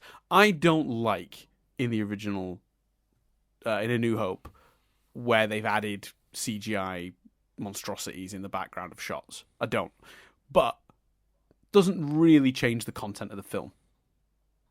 No. It doesn't change what's physically happening in the film with our main characters. No. It's just background artwork stuff. It's distracting, and I don't particularly care for it, but I accept it. He was frustrated with how the first Star Wars looked due to budget, and when he had the digital power, he shouldn't have wielded it, but he did. Fine. Empire has pretty minimal tweaks. Again, a little distracting in places, nothing egregious. The Greedo thing is the most egregious thing in the first two movies. But even that, while I agree with the point that Han should have shot first, I don't care that much. It doesn't change too much for me. He gets into a shootout in the bar, survives.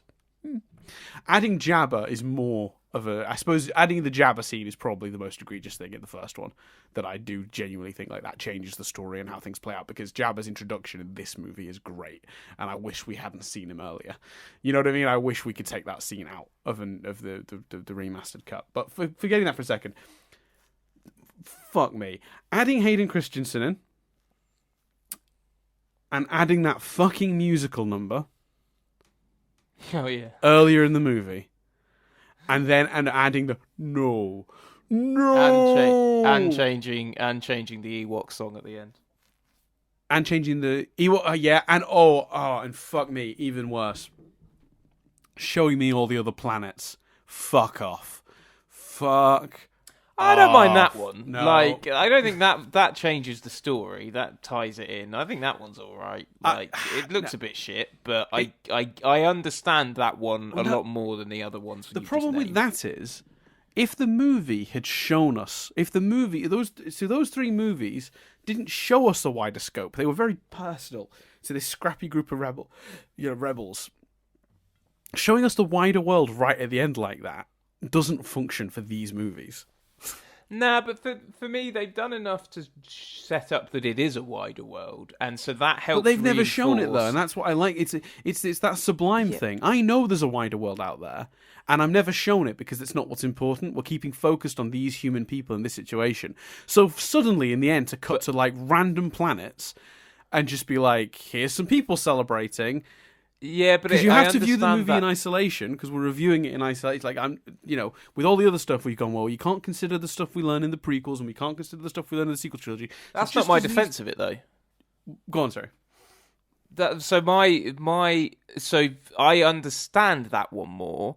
It's not saying I would include it. I'd have it completely as it was originally, but I understand that notion more than like the no, because it reinforces that the empire has truly been defeated this time, and it's not just the celebrations akin to A New Hope. Every fucker is celebrating across the galaxy because it's finally happened. It adds more gravitas to the win for me by showing us those other places. I get your point, but I understand the reasoning. I think it's more defensible than the other changes. Oh, it's probably more defensible. Oh no, it is more defensible than the no and the fucking Hayden Christensen and the fucking song, truthfully. But it does really annoy me, because what I like about these movies is the scope is always hinted at, not present. And that's actually part of what I like about the tone of these movies. And to suddenly show us it at the end of that movie, to me, doesn't function correctly at all. I know, again, I see your point, and I agree that, like, you're right. I guess to sort of put final stamp on it. We talked already in this movie about the danger of this movie would be that maybe you could come away from it going, well, they've destroyed a Death Star before and it didn't end the Empire. So how do you put a stamp on the Empire in this movie where the audience leave feeling like it's done and done for good? I do understand how that might help, but it doesn't function for me at all. Especially because it's just so distracting because it's so long as well, and it's like it's just shot after shot of these planets, and it's just like, can we get back to Luke and Leia and Han and Chewie and Lando? Like, can we not? Do you know what I mean? Like, let's stick with it. You've so diligently stuck with our heroes through these movies and given us their small scale perspective of this galactic situation. It's one of the things I complimented the first movie for. It just feels very against the spirit of the movie. Yeah, that's fair. That's for fair. me. But Leah, let's talk about the other ones. So the no awful. I mean, hurts the scene so much. It's a bad performance. I love James Earl Jones, but it's the cheesiest fucking shit I've ever seen. Yeah. Oh, I completely agree. And it feels like he fucked up in Revenge of the Sith and went, well, I'm going to make it a character trait, like the Stormtrooper getting hit on the head. Like, it just feels like it's done for the Have we wrong talked about reasons. the Stormtrooper getting hit on the head? No, I don't think we did. So isn't that is it A New Hope, isn't it? And then basically the logic is that the guy who got cloned in the prequels to create the Stormtroopers at one point also bangs his head. So it's no longer a goof. It's no longer a mistake. It's saying that part of their DNA is they're a bit clumsy and can easily hit themselves. It's even worse than that, I think, because in the original cut of the movie, there's no bonk sound for A New Hope. So the Stormtrooper in the background bonks his head because he's slightly taller than the door that they've created, right, on the set. So over the years, fans noticed that in the background, as a little goof, one of the Stormtroopers bumps his head. And it was, I guess, talked about on the internet or whatever, early versions of the internet. Lucas became aware that fans found that quite funny and was a bit annoyed at it. But I guess when he went to redo them, he was like, well, they've noticed, so I guess I lean into it now. So in the 97 special edition releases, not the later adjusted ones, he added a bonk sound. So when he hits his head, it goes bump, like it makes a dunk, like a comedic like bonk noise. And then, still obsessed with this goof from 30 years ago, he then went to the trouble of like an absolute psychopath making it just canon madness. and explaining it by having the clone bump his head, or the guy that the clones are based off bump his head, which also doesn't make sense because at this point it's pretty clear that they're not necessarily all clones because they don't all sound like Jango Fett or Boba Fett. He didn't go back and adjust their voices either, so they're not all clones at this point. This is that point where they've sort of half and halved it, I think, where some of them are clones maybe and some of them are just kids they've basically in fact, actually, I think it is canon now through the Clone Wars that the Stormtroopers in the original trilogy are not clones at all. They're cadets that are like raised in the ways of the Empire and sort of brainwashed. So, what do you do? It's just madness, man. No, so it wasn't Clone Wars. It was Rebels. Sorry, that set that up. I should correct myself. And it feels like it's the same thing here. It feels like fans hated the no. So it's him going, well, it's just a thing of Darth Vader's, isn't it? It's how he reacts when he's emotional. Like, what? What are you talking about? Yeah. Like, yeah, it's that one's really bad. I don't know, and I also need the loo because I've drunk a lot of water to try and dehydrate or hydrate. So I don't know enough about either, and I must hold my hands up. I did watch a comparison video and saw a bit of it. I don't know enough about how the songs either end of the movie have been particularly redone. So I'm gonna throw to you, Dan. Yeah. Well, I think the Ewok one at the end has just been changed to make room for those extra shots. So they sort of did a re-recording. It's a similar song, but it's different because it needed to be longer now to accommodate the new footage, of the different planets celebrating. Honestly, it's probably, I know a lot of people are upset by it. I don't think it's different enough, really, to have ever bothered me, personally. But, you know, I can see why some people don't like it, because it is different. It's a brand new recording, and it does change the song in order to make it longer. The song at Jabba's palace. So, oh, god damn it. So, the opening sequence, which I guess we'll talk about in a minute, which is just this whole section, it's like 30-minute section of the movie, where they're at Jabba's palace and they're sort of there to free Han. And it's a really great sequence, and I actually think it's one of the better parts of the movie. I really love the rescue Han section. I think it sets up the story really well. It follows the pattern of the other movies, where there's an early sort of action. Like the previous movie, it was the Hoth section before they go off on the main adventure, and this movie starts with the little adventure of saving Han at Jabba's palace. It's full of tension. Jabba's such a great character. What a wonderful introduction to him. He's so menacing, but also kind of gross. Like, there's so many things I love about that sequence. One thing I hate about that sequence, and it was, to be fair, in the original plan, was that Lucas wanted a musical number. And they did it with, like, actors in costumes and puppets, and he didn't like it. He hated it. He hated how it turned out. So he scrapped it. Fine. No problem, Georgie boy. It kind of fucks the pace anyway, and it's kind of dumb. And the song is awful. The song is fucking dreadful. So, dodged a bullet, Georgie boy. Let's not worry about it.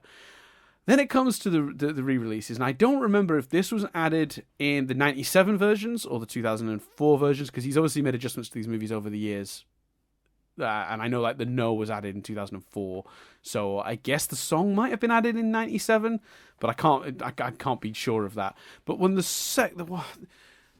he basically went, oh, we can CGI all the aliens now and restore the footage. And what's amazing is they actually brought the dancer girl back because she was still in really good shape, apparently. They just were like, that when they said they were going to reshoot parts of that scene to complete it and re-put it in the movie, someone had got wind of that, knew her, and was like, oh no, she's still dancing and still in really, you know, and like, she's not like aged noticeably enough for it to be a problem. You could get her back in. So they even went to the trouble of bringing that actress back.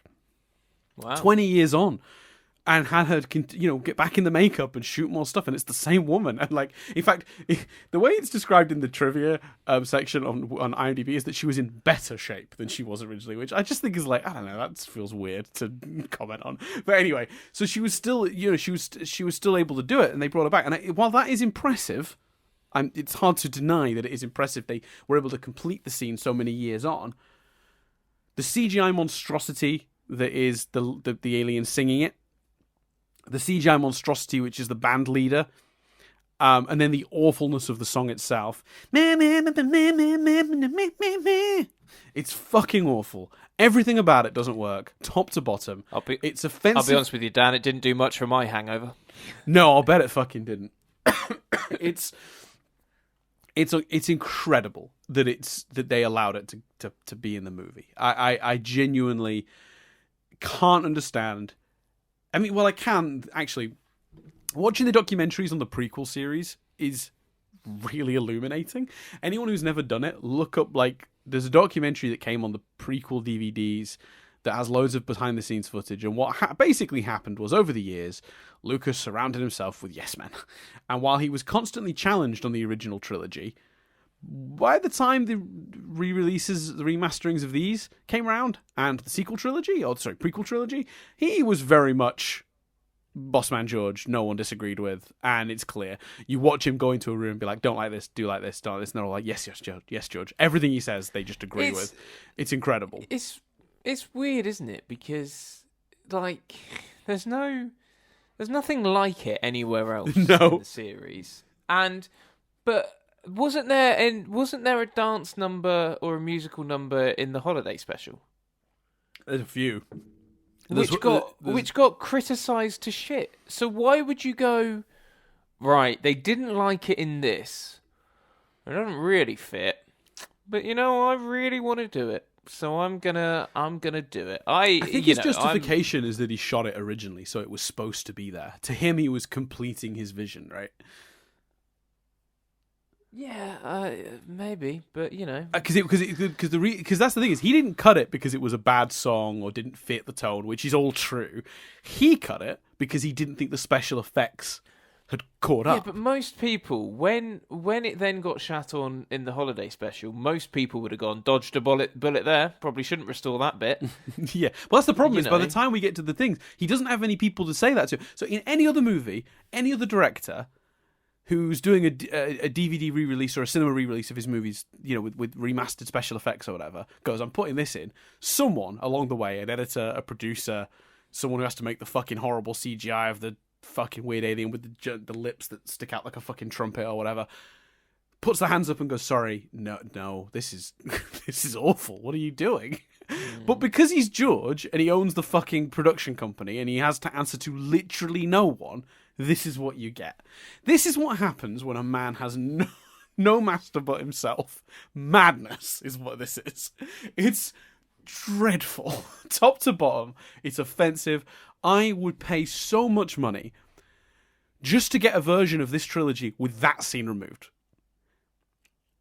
I live with the no and the Hayden Christensen. I understand how we got there. I could never forgive this fucking dance scene. Because it is... So if you could reverse a change, would you reverse that change? Yeah, I think I would. No, I'd do Anakin at the end, personally. It'd be the Hayden Christensen thing. Yeah. Yeah, I think it's a toss-up between those two. They're both very, very problematic. I just don't understand why you would add such a terrible scene to the movie. It kills the pacing. It really hurts the Jabba Palace stuff, which I've just mentioned while you were away. It was one of my favorite sequences. Full stop. Like I love. Yeah. No, absolutely. It makes it. The trouble is, it makes it longer, and I had much less of a problem this time. I've kind of reversed my stance on Empire's Hoth scene last time, and I didn't really feel it with this scene, but I know why people could. That it's a separate thing, because actually for me it was answering that, it was addressing Luke and Leia, and I think there's some worthwhile stuff in there, but it does feel a little long, and I think an easy fix for that, take out the musical number, and then it's which wasn't there originally. Like I would pay good money just to have that removed. Like I honestly, I understand the desire to get these despecialized versions. I actually think there might be a slight middle ground with despecialized versions where you take out all the really egregious, obvious CGI, but you're keeping some of the very small, subtle changes. I don't mind Han going round the corner and there being more stormtroopers in the first one. I don't mind them fixing that weird orange glow under Luke's speeder. No, well, even in this one, I don't mind them adjusting the effects of Han coming out of the carbonite. Fine, yeah, fine, yeah, nothing. The small changes like that, just to clean it up slightly, I think are just like quality of life changes. Just like quality of viewing changes that I don't personally mind. But when people talk about despecializing them, they mean strip it back to exactly what it was. And I always think like, I kind of want just like a couple of the tweaks to still exist, because I think a few of them do improve. But yeah, most of the egregious new CGI has to go. It depends on purpose. It depends on purpose, doesn't it? If you want, I agree with you. I think there's a middle ground for sitting down to, if I could choose a version to watch, if I was going to watch them again in a couple of years, I'd want ideally that version. There is an intrigue factor of, though, I'd still pay a lot of money to see exactly what they saw in 1977, right? Whatever year it was. Yeah, I would very much like to see. But like as a definitive version for the annals, for history, to go into the archives, the one that people will go to, I do think there's a slight. It's not even really a middle ground. It's still it's leaning towards completely despecialized, because you do take out most of the changes. But just like I said, a couple of the quality of life changes, I'm kind of all right with. And I know that's maybe a controversial statement around Star Wars fans. A lot of people they feel very strongly about all the changes, but I think there are a couple that make sense and work. And and like I said, Han going around that corner and seeing a lot more stormtroopers is fine for me. It kind of improves the joke a little bit. because originally it was just 5, and it felt like, why is he suddenly turning around when he was chasing 4 originally? Like, oh, they've gained 1, and suddenly he's running back the other way. Like, yeah, fine, it makes more sense. But yeah, come on, the musical number. Oh my god, it's so bad. It's so. And I wish it was like a good song, and I could go, cool. At least it's like a decent. Like he fought to get the song back in because the song was written and was good, and the special effects let it down. I could at least justify it that way if the song was good, but it is the most irritating piece of music I've ever seen in my life. In terms of the rescue, I think they do a great job of making almost, to be fair, too good a job of making Luke feel more threatening and feel like this incredibly powerful Jedi Knight. The reason it's almost too good a job is because you're like, Luke, have you dicked around doing some more training whilst Han's been frozen in carbonite here? Like, it almost feels like too big a jump. Yeah, that's a good point. I do sometimes wonder that. Like, what's the line there? Because, like, you know, do you assume that basically they were waiting for word from Lando on where Han was, and while they were waiting for Lando to locate Han, Luke was like, right, I'm going to go do some training. Let me know when you found him. And I'll come embed help. Himself. But they don't make that clear. No, they don't. But so that's fansplaining. Yeah, completely. Because presumably it took a bit of time for, you know, Lando to embed himself in as one of Jabba's, you know, cronies and stuff. So, but the actual rescue, I think, is a lot of fun. Yeah, it's a little bit of a side adventure, but it's answering a cliffhanger. Nothing wrong with that. There's some really good action sequences in it. Like I say, I think the Jedi Knight Luke is fantastic. Obviously, we touched upon it briefly last time, so I don't need to go too much into it. But Boba gets a shit death. Yeah, Boba Fett gets absolutely like. But Boba Fett gets treated like a bicycle. Yeah, he dies like a bicycle. Me riding this movie, you know, it's not good. No, it's basically the problem with Boba Fett's death is it's kind of comedic, and while it is kind of like, oh, it's kind of funny that this kind of guy that's been like a threat is he just accidentally hit on the back by Han. His jetpack explodes and sends him flying into the Sarlacc pit. That is funny. But it is, you know, when you've spent a movie making him seem kind of threatening in the previous one, and even started this one with him hovering about in a sort of menacing way, he's hanging about at Jabba's palace, I guess, waiting for more work or whatever. The idea that like that he's defeated so easily and kind of by accident just deflates all of that. Yeah, completely. And it shows almost a lack of awareness from the writers and creators that they just, because there's a bit in the trivia where Lucas basically says if he'd have known Boba Fett was becoming so popular in amongst the fandom, you know, through comics and other, you know, books and other supporting media, he had no idea that was the case. So, and if he had known, he would have given the bounty hunter maybe a better death scene. Apparently, Lucas even considered adding a Boba Fett escaping the Sarlacc pit for the 2004 DVD release. Ultimately, he decided against it as he did not want viewers distracted from the intended storyline. Interesting you showed restraint there, Lucas.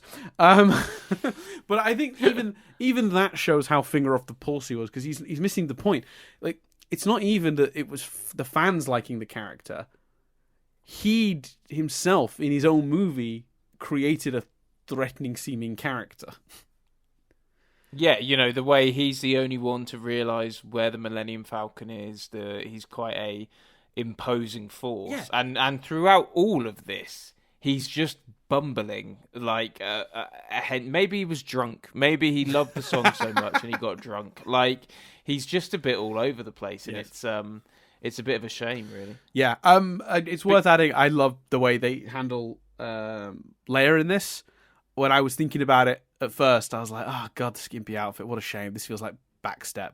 But while the outfit does feel like a step backwards, considering how conservatively they had her dressed in the previous movie, which I preferred, I liked that she wasn't an object. She was a fierce, battley character that was not to be trifled with. In both the previous movies, she had moments of action where she got to decisively do something. She was rarely the damsel, and there was a part of me going, oh, she's kind of the damsel in this, and then I went, actually she's not. When you think about it, Leia chooses to go in there to save Han on her own. You know, she's the one that threatens everyone with the damn grenade. She's the one that frees Han, and it nearly works. And then when she is captured, she's the one that kills Jabba. I was going to say, I think it's the fact that she kills Jabba that means they get away with it, and it's such a brutal death. It's so like it's a revenge killing, and I think it does. It does make that. There are egregious elements to it, without a doubt. And again, you do slightly find yourself questioning the motives of the creators. But I think you're right about she certainly kicks ass. Like that whole escape sequence, even before killing him.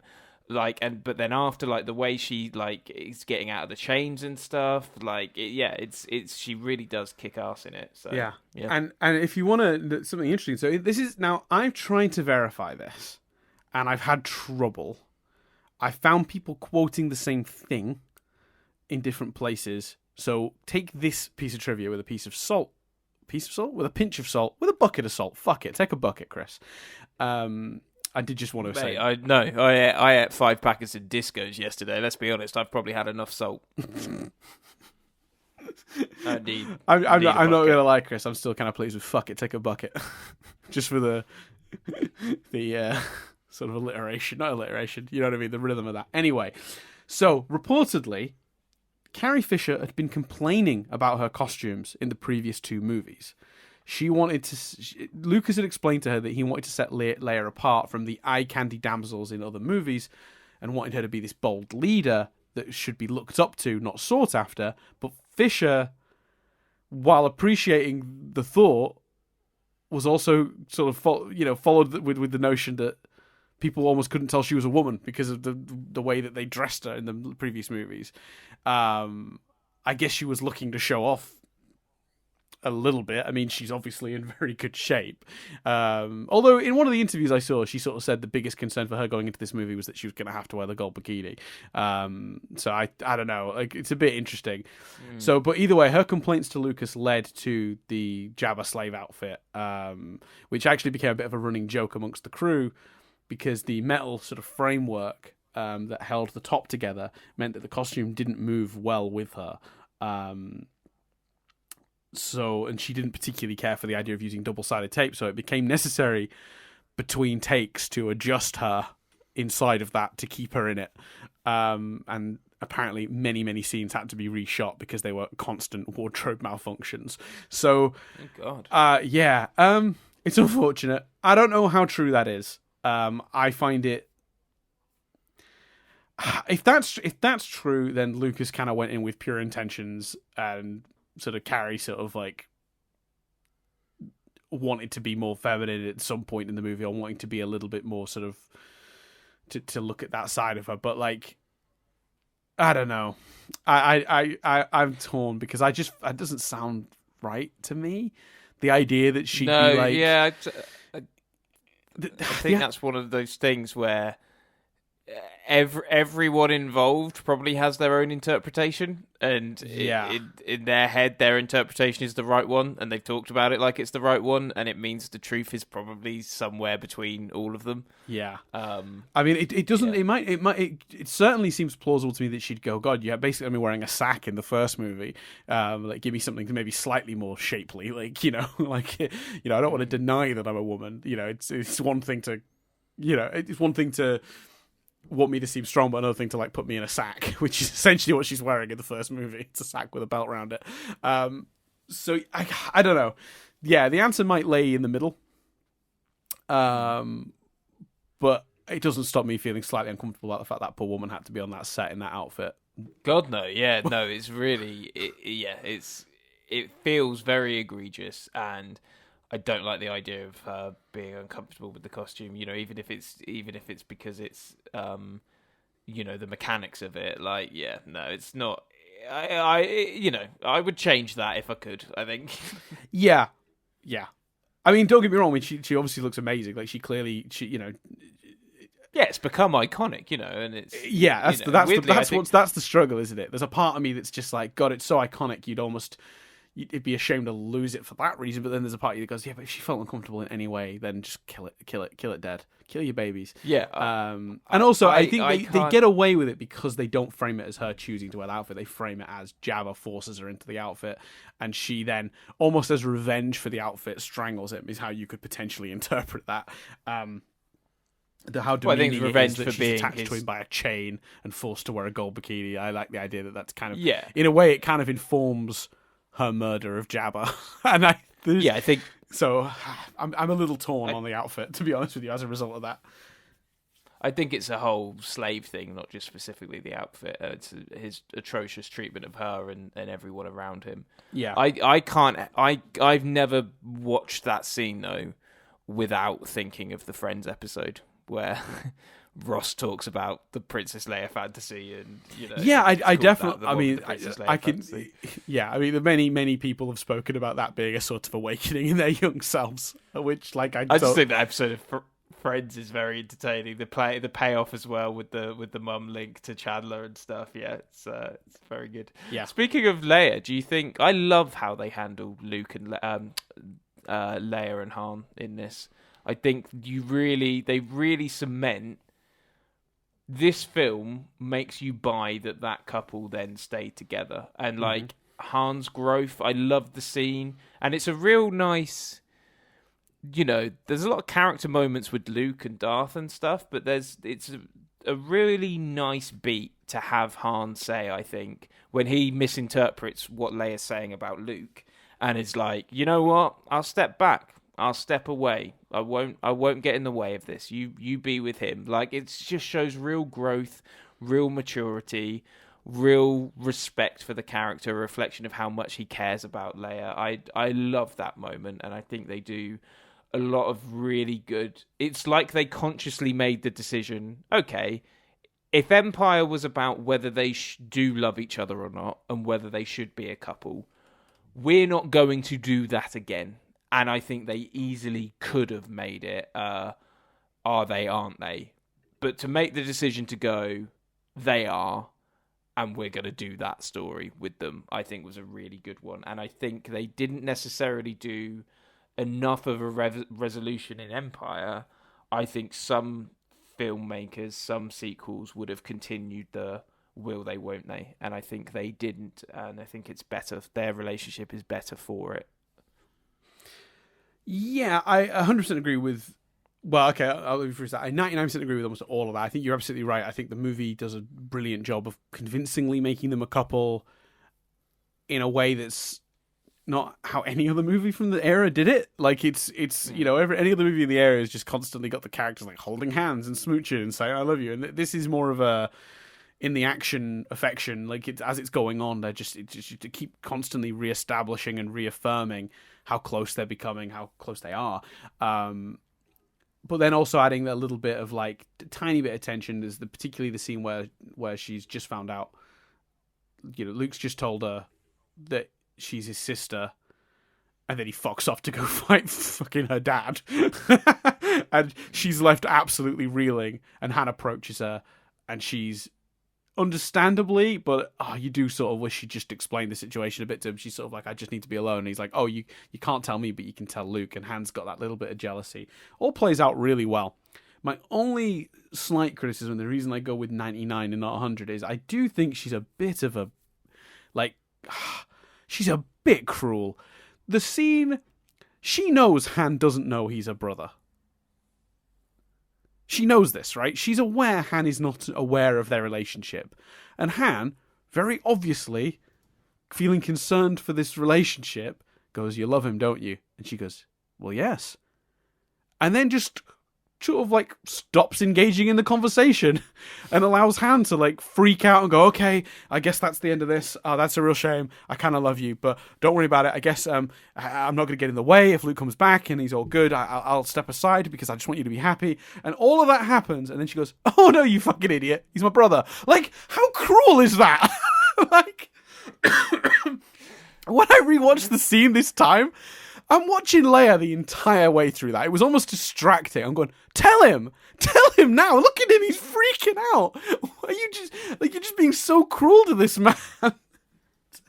Explain yourself. Explain yourself.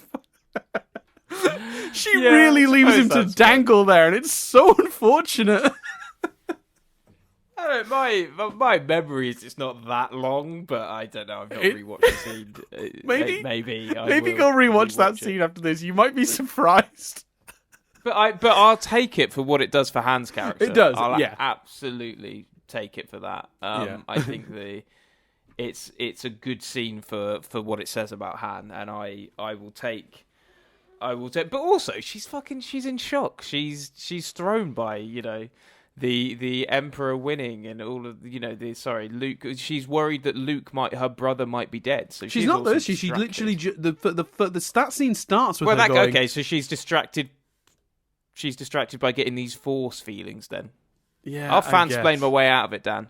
I don't know. Yeah, it seems so. I'll rewatch it with that in mind. It's actually got almost comical when you rewatch it with that in mind. It's quite because I went back and watched it a second time because I couldn't help but feel that, and I went back. I was like, that can't. I've misread because I'd never picked up on that before. How mean that is, and then I went back and was like, Jesus Christ. Anyway, yeah. Any other notes? Yeah, let's talk a little bit about Yoda's death. I suppose that's something we've not really hit on. It's interesting. It's interesting, isn't it? Because it feels like we have two very similarly placed scenes, one after the other, where Luke talks to both of his mentors about pretty much the same stuff.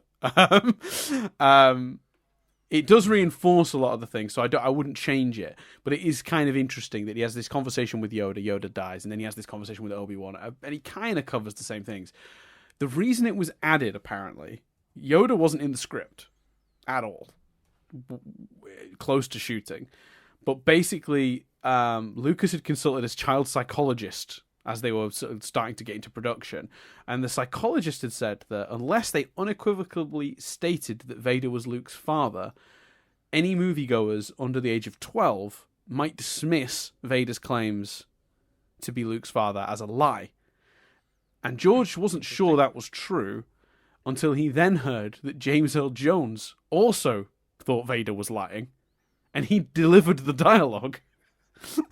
So he was like, that might genuinely be a problem. So they added Yoda to the movie basically to say right up top, no, it's true. But what I think is interesting about that is they do that and then have Obi-Wan show up and do the same thing. Did you need both? I wonder. Yeah, and I definitely felt that. I was like, he's just saying the same, like, this is weird. This weird kind of reiterating. I almost wish it had been a joint scene. So, like, it had been Obi-Wan's Force Ghost, Yoda, and Luke having that conversation. Yeah, because then it almost might have felt like Obi-Wan coming to sort of accompany Yoda to the other side, almost. That might have felt nice. Yeah, because it's also a bit weird that it kind of, and I know he's dying and they play it that way, but your Leia thing, I did feel that a bit with Yoda. I was like, fucking spit it out, just tell him, like, tell him it's Leia, like, this information, and like you say, Obi-Wan's about to fill in the blank, and it's maybe either make the scene all one or keep Yoda alive and make Obi-Wan's Force Ghost tell him. But it does also though. It's almost a shame for me that that's the reason Yoda's in there, because it's like, does it not also make sense that the next thing he'd do once Han is rescued is go back to complete his training? That's such a logical plot point. And imagine this movie without Yoda saying to Luke, "You're not a Jedi yet. You've not proven you've overcome your fear and your anger. Until you can face Vader and come out the other side a hero, you're not a Jedi yet. Yeah, sure, you can use the Force, you can do a backflip, do a flip and swing a lightsaber. Great. But you're not a Jedi until you come out the other side a good guy, So now you need to face Vader." Without that scene, I think a lot of this movie doesn't work. I know that sounds silly, completely. But I think that's a really important thing to lay out in plain English early in the movie. Yeah, completely. So agree. the idea that Yoda wasn't in most early versions of this is baffling to me. But yeah, I do wish that they'd sort of combined the Yoda and the Obi-Wan scenes, or even as you said, not have Yoda dying like quite as. One way to potentially do it is to have Yoda in bed and say, "I'm dying, I'm old," when 900 years old, you turn look this good, you won't, or whatever, do all of that, but don't actually physically have him die. Give him just a little bit more energy so he doesn't have to say every sentence over 30-40 seconds, and then basically have him say to Luke, you won't see me again. I'm by the time you face Vader, I'll be gone. Have him lay it out like that. So then when he shows up as a Force ghost at the end of the movie, that's kind of confirmation that he passed on peacefully. That's almost nicer, is it? Is it not? I don't know. I don't need to see him fade into dust or whatever in front of Luke's eyes. But are you then distracted? Would you then be distracted when he appears as a Force ghost? Would you be like, wait, is Yoda dead? Did he die? Do you know what I mean? I guess if he's clarified, I'm definitely going to die any day, then you might. Yeah, but then I think that if you're going to do that, you might as well have him die rather than so you know, Luke, that's fair. Definitely dying. Either way, that scene is really good, but it's played too slow in that scene and then doubled up with the Obi-Wan scene, and I kind of just think you could have sped it up by just smooshing them a bit together. Yeah, I think you could have done it all with Yoda. We've already seen a Force ghost Obi-Wan, so I think if Obi-Wan... I don't know. I almost think... Because I almost think it's nicer to just have him at the end. Yes and no. I think I see where you're coming from, and it would be cleaner. But the one thing that he can't get from Yoda that he needs to get from Obi-Wan, and the reason I think that scene exists is, but you told me my dad was dead. Like, you've not explained yourself. Like, you basically lied to me, and then even though it's not a very good excuse, it was it was true from a certain point of view. That whole nonsense is obviously a really shitty explanation. But I do think there was an element of Luke does kind of need to confront Obi-Wan about the fact that he told him his dad was dead when he very much isn't. So I think we'd be remiss if we lost that confrontation, which is why I think merging those two scenes might be better. He can ask all of his questions in one exchange. Yeah, I think that's fair, because again, the flipping from a certain point of view speech just again feels like Lucas retconning something he didn't know and just writing certainly around it. Yeah, almost certainly. Yeah. There's a lot of that.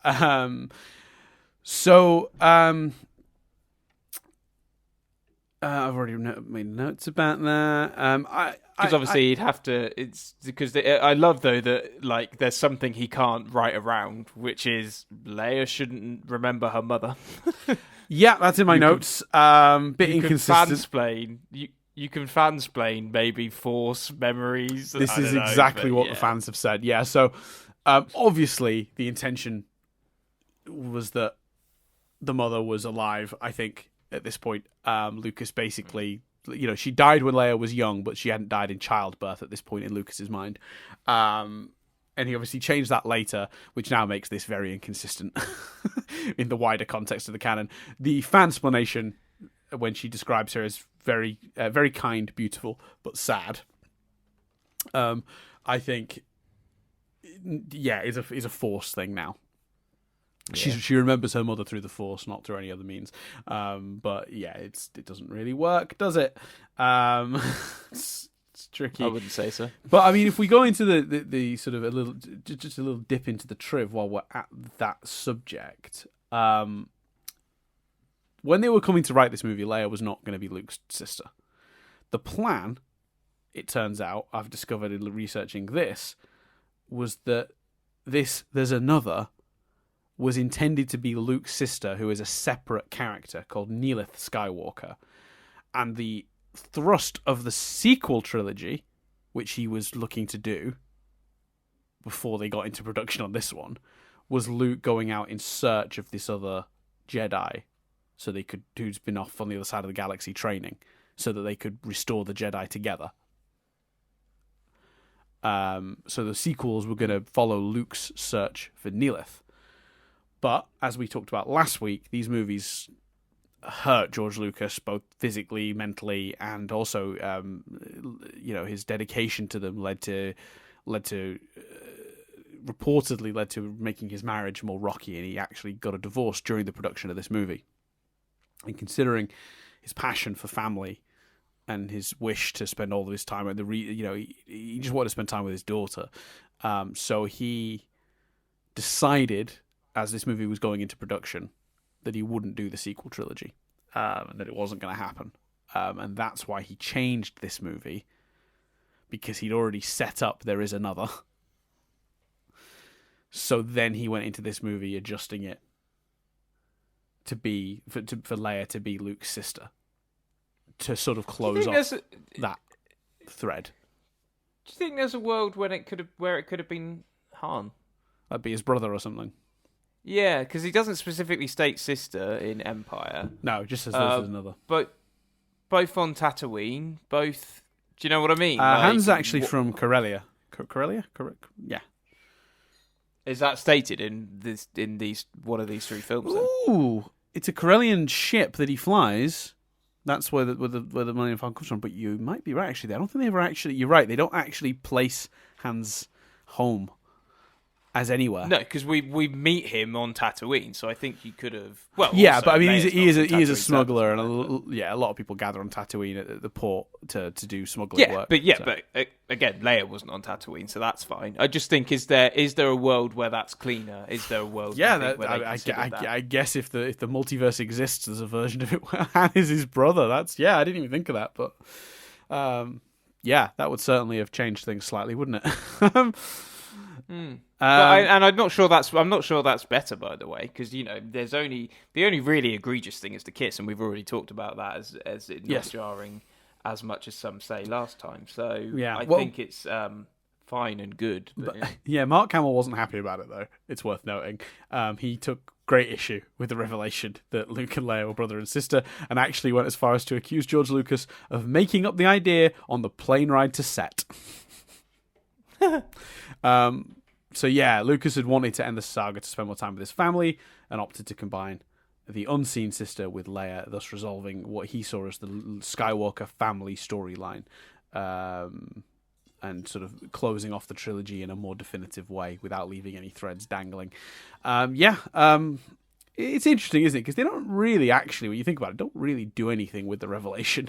Leia never has to confront Vader. She never has to show she doesn't use force powers to save the day. It doesn't really actually do anything other than close off a line of dialogue from the previous movie. Yeah, which you could have left open as well. Whether you were doing the sequel trilogy or not doesn't mean you had to round that off. Yeah, isn't that interesting? Yeah, who knows? Anyway, there's some of the before we get into the rest of the trivia, just very quickly, a couple of the notes. I just want to give credit to Warwick Davis, who is adorable as Wicket. He auditioned for the movie great. Because his grandmother heard the ad on a radio station, and said he should go for it. And actually, he wasn't even supposed to play Wicket. It was supposed to be Kenny Baker. But Kenny Baker got food poisoning on the day of production. And Warwick, who'd been just one of the other Ewoks, they gave him the role, and he plays it wonderfully. He talks about in Empire of Dreams how he had a dog at the time, and the dog would tilt its head when it was curious. And even though he was 11 years old, he noticed that and found that kind of felt right. So he did that in his performance, which I think is such a small decision, but for an 11-year-old is kind of genius. Yeah, definitely. Although it is, I didn't know that about Kenny Baker. It is a shame he didn't get the chance to be more, do something else. Yeah, other than R2. Yeah. It is a shame. I was surprised to discover that as well. Even though it's in Empire of Dreams, which I have seen before, I guess I'd just sort of forgotten that information. But yeah, Warwick was just sort of was an extra Ewok. That's what he'd been cast as. But Kenny, Kenny was supposed to be the main one. But I think Warwick brought Wicket to life massively. Definitely. He gives that Ewok so much character and energy that I don't think he would have had with Warwick. And no offense to Kenny Baker, but I don't know if Kenny Baker would have quite brought that mischievous spirit to Wicket the way Warwick did. So I'm kind of glad it worked out the way it did. Again, no offense intended to Kenny Baker, but I think it just kind of lined up perfectly that this 11-year-old boy got to play this Ewok and did such a wonderful job. And imagine that, being 11 years old on the set of a Star Wars movie. I can't even imagine. Oh, it must have been amazing. Yeah, I love the so little mini game, Dan. Quickly, if you include all roles, so not lead roles, not if you include cameos, small parts, voice parts, all roles, where do you think Warwick Davis ranks on highest grossing actors? probably quite high. He's because Willow as well was a big hit. Obviously Star Wars, but then he's had like Harry Potter, which is easy to forget, and that's obviously. I mean, he's been part of some of the biggest franchises of all time. He's probably he's certainly, I think, in maybe the top like 50. Oh yeah, he's number 7. He's number 7. Wow. Yeah. Wow. So the people above him quickly. Robert Downey Jr. is number 6. Bob Bergen, whose highest grossing film is Minions, so I assume he's a voice actor, is number 5. John Ratzenberger is number 4. Yes. Frank Welker is number 3. Yeah. Samuel L. Jackson is number 2. Any guesses, Dan, on number 1? Cruise? Nope. Because all the Mission Impossible movies. The Rock is apparently very, very profitable, but that's just the quantity, I think, more than the quality. He does a lot. No, of you got to think about. So Samuel L. Jackson's number 2, and it's all roles. So it's not necessarily, it's not leading parts. It's just appearances in films. I honestly don't know. I feel like when you tell me, I'm going to feel stupid, but yeah, because that was a clue. So it's Stanley. Of course it is. Because obviously, if it's all roles, it's including his cameos, and he's cameoed in not just the MCU films, but all the other X-Men films, Spider-Man films, etc. Holy shit! Yeah, of course it is. Yeah, that makes a lot of sense. We won't do this all day, but just so you know, if you do lead roles, Cruise isn't in the top 10 because of Marvel, basically. Gotcha. Yeah, because I know that he's like at one point he was like one of the top in terms of gross because of some of the big. Oh yeah, no doubt. Someone pointed out the other day that Harrison Ford had a hell of a run around this point. He did Blade Runner. He did. He was in. What is it? He basically. I wish I'd actually had it in front of me. Basically, around Star Wars, he was also in like a bunch of other huge films. Indiana Jones, Blade Runner. What else is he in around this time? I'm gonna have to quickly go back. Sorry, because it'll annoy me. Yeah. So this is The Fugitive. This is just like in an 8-year period. Like, right. He did like. Wait, where is it? Oh, God damn it! I've scrolled too far. Here we go. So yeah, Blade Runner, the Star Wars movies, American Graffiti, Witness. This seems to jump though. Are we missing something here? Apocalypse Now, and imagine Star Wars, Raiders, Apocalypse Now, and Blade Runner in a 8-year period. Wow. If you just do live action roles, Warwick Davis is number 3. Only Robert Downey Jr. and Samuel L. Jackson are above him.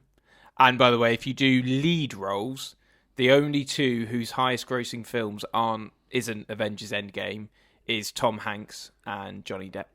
Well, there you go.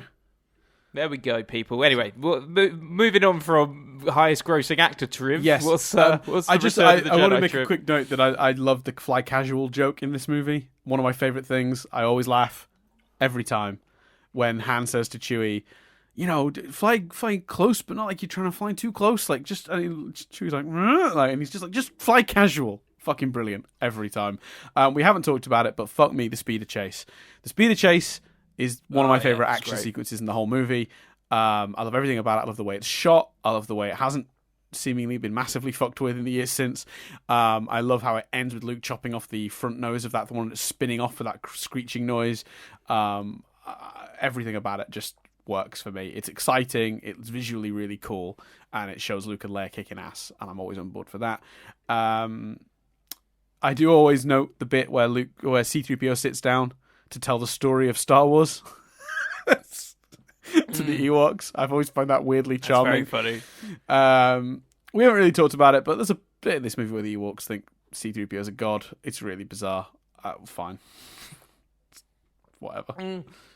Yeah, I think it was. I mean, it's not hilarious, but it's a nice excuse to show Luke's force powers, and I think it's quite funny and clever that Luke does that to get them to listen to C-3PO. But I will say as well, my favourite thing about him telling the story is it just feels like he's giving details he doesn't need to give. Like, essentially, he just needs to go, guys, the Empire is really bad. He doesn't need to talk about Han and carbon. Yeah. Yeah, but like, it's just funny. I just have, let me tell you guys a little story called Star Wars. It's like, yeah, he's like, just here's the movies we just watched. It makes me just ache for one element that I loved from Rian Johnson's original script for the third movie of the sequel trilogy. Is the R2-D2 at one point gets broken, and as he's being repaired, he flashes up images of basically the Star Wars saga from his point of view. So him in the trench, etc., and Leia's watching it, and I just think that scene would have been beautiful. I sorry, because as you did earlier, I have to correct just so people don't get in the comments. You mean Colin Trevorrow, I assume? Oh, sorry, Colin Trevorrow. Yeah.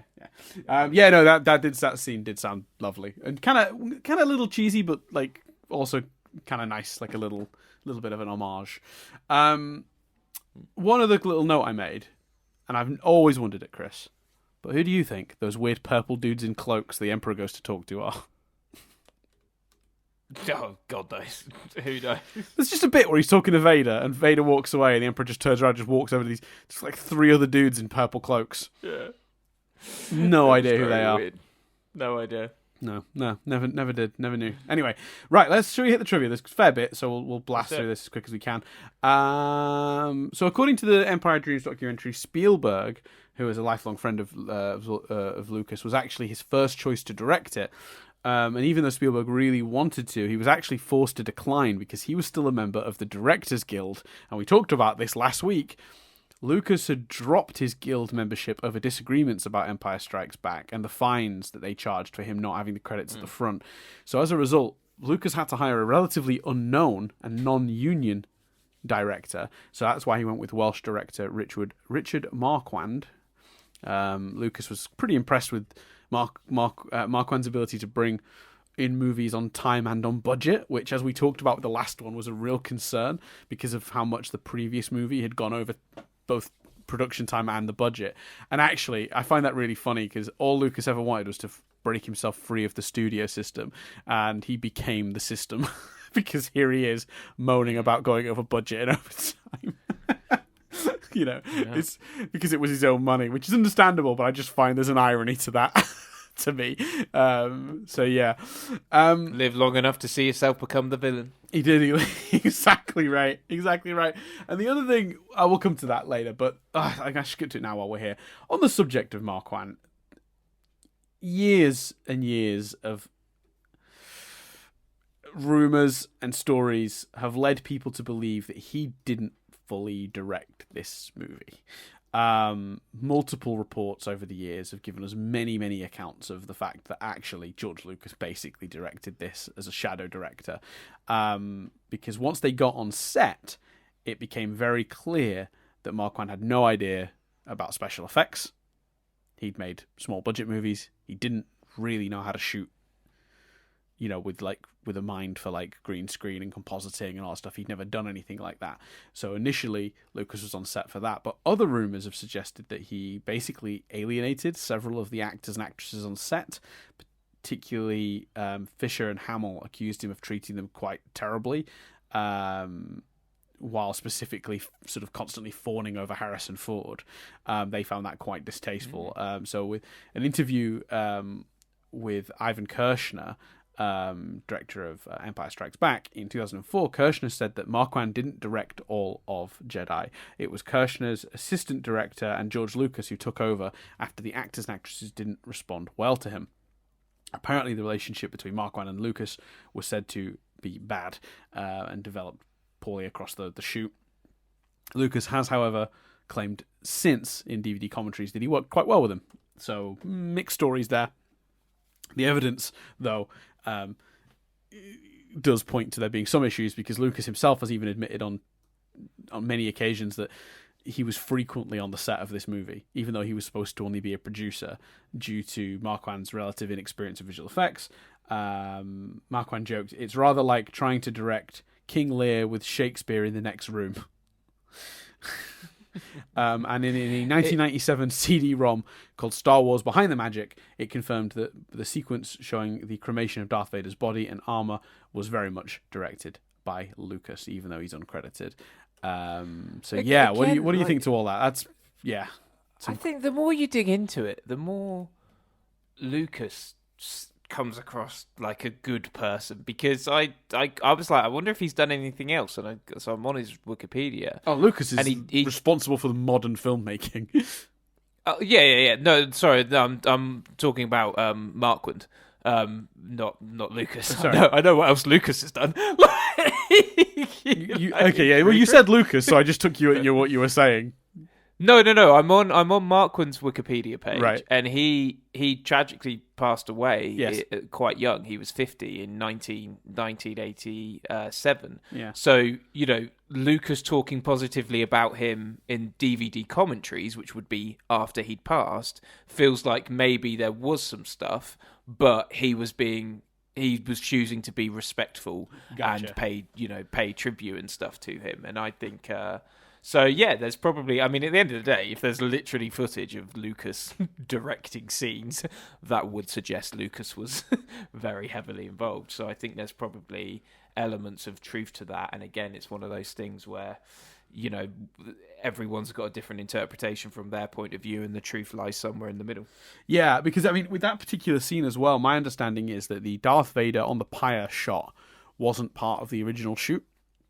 It was something they decided to do after, and they built a small sort of version of the set at Skywalker Ranch after the fact, as almost like a second unit type shoot.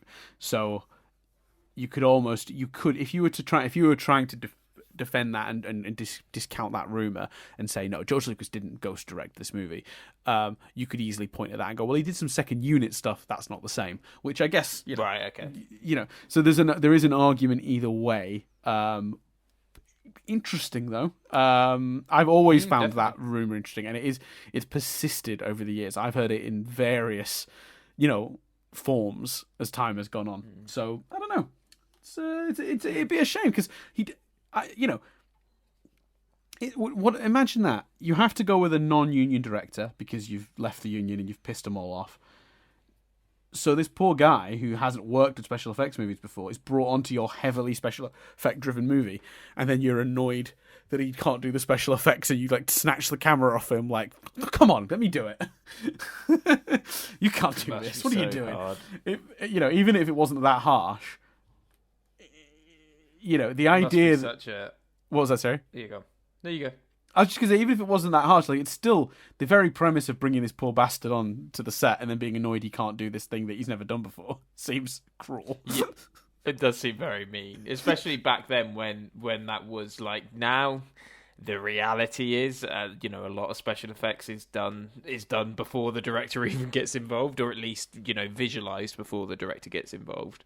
A director without much experience of that could do it easier now than they could then, where, so much of it had to be practical and literally done.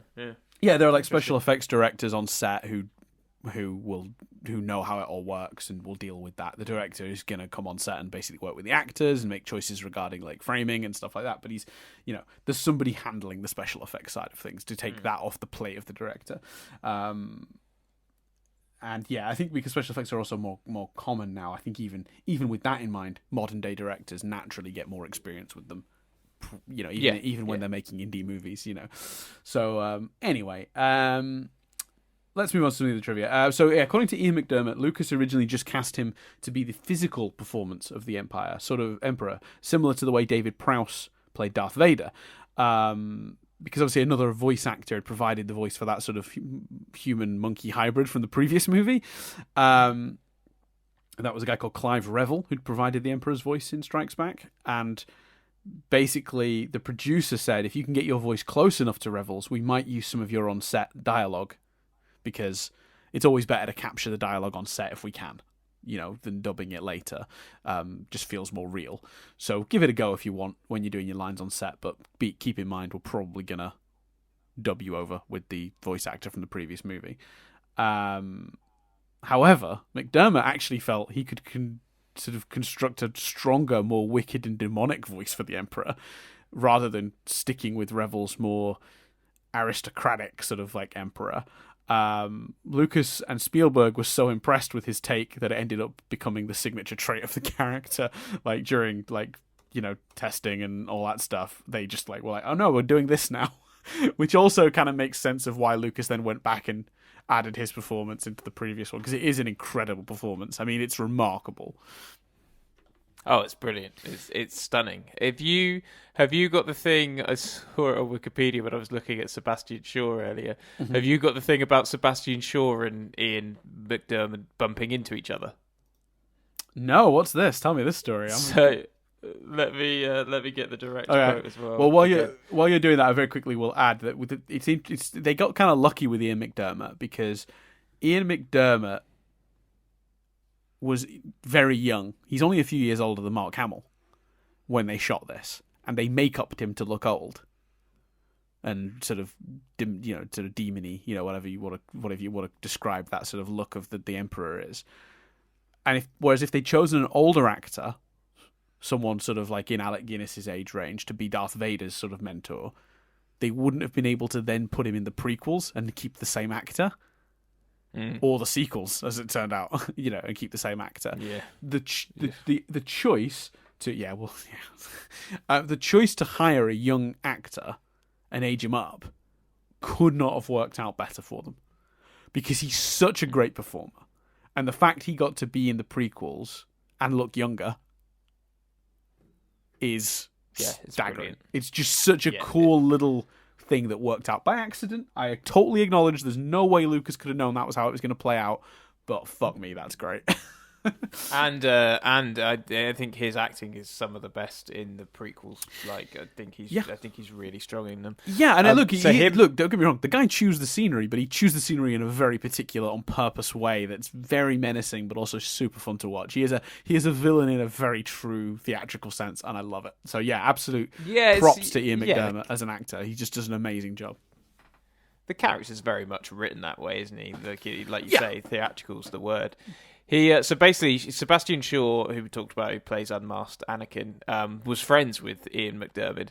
And so it says, when Shaw arrived... but obviously, Sebastian Shaw's role was this huge kept secret. He literally had to sign NDAs to say he wouldn't tell his family and wouldn't discuss it with anyone. So it says, when Shaw arrived at the set for filming, he ran into his friend Ian McDermott, the actor playing Emperor Palpatine. When McDermott asked him what he was doing there, Shaw responded, "I don't know, dear boy. I think it's something to do with science fiction." I think I did see that one, actually. It's not in my trivia, but I did see that one. That's brilliant. I do love those two. There's almost great. an Alec Guinness-ness to that, isn't there? Just I don't know, it's some science fiction shit. I don't care. They'll ask me what to do when I get there. Go. Very good. Excellent stuff. Jabba the Hutt puppet took Stuart Freeborn's team 3 months to build, and it cost about $500,000 to make. It weighed 2,000 pounds and took 6 people to operate once it was finished. That is incredible. And it must be said as well, there was they did hire a sort of a short person to sit in the tail end and operate Jabba's tail.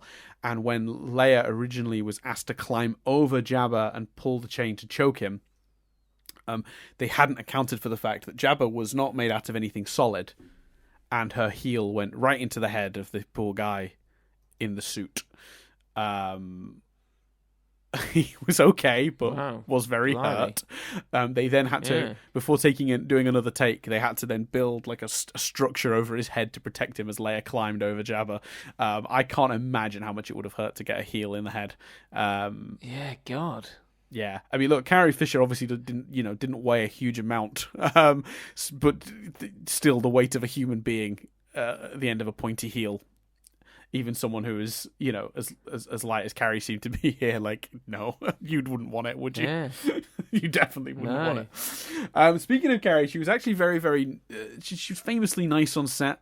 She really cared, particularly about 11-year-old Warwick Davis's well-being during filming, because he'd have to spend long days in the hot Ewok costume. So she actually provided him with cookies and chocolate milk between takes. And Warwick Davis has said, following that in later years, she was everything an 11-year-old Ewok could possibly wish for, and that's very sweet.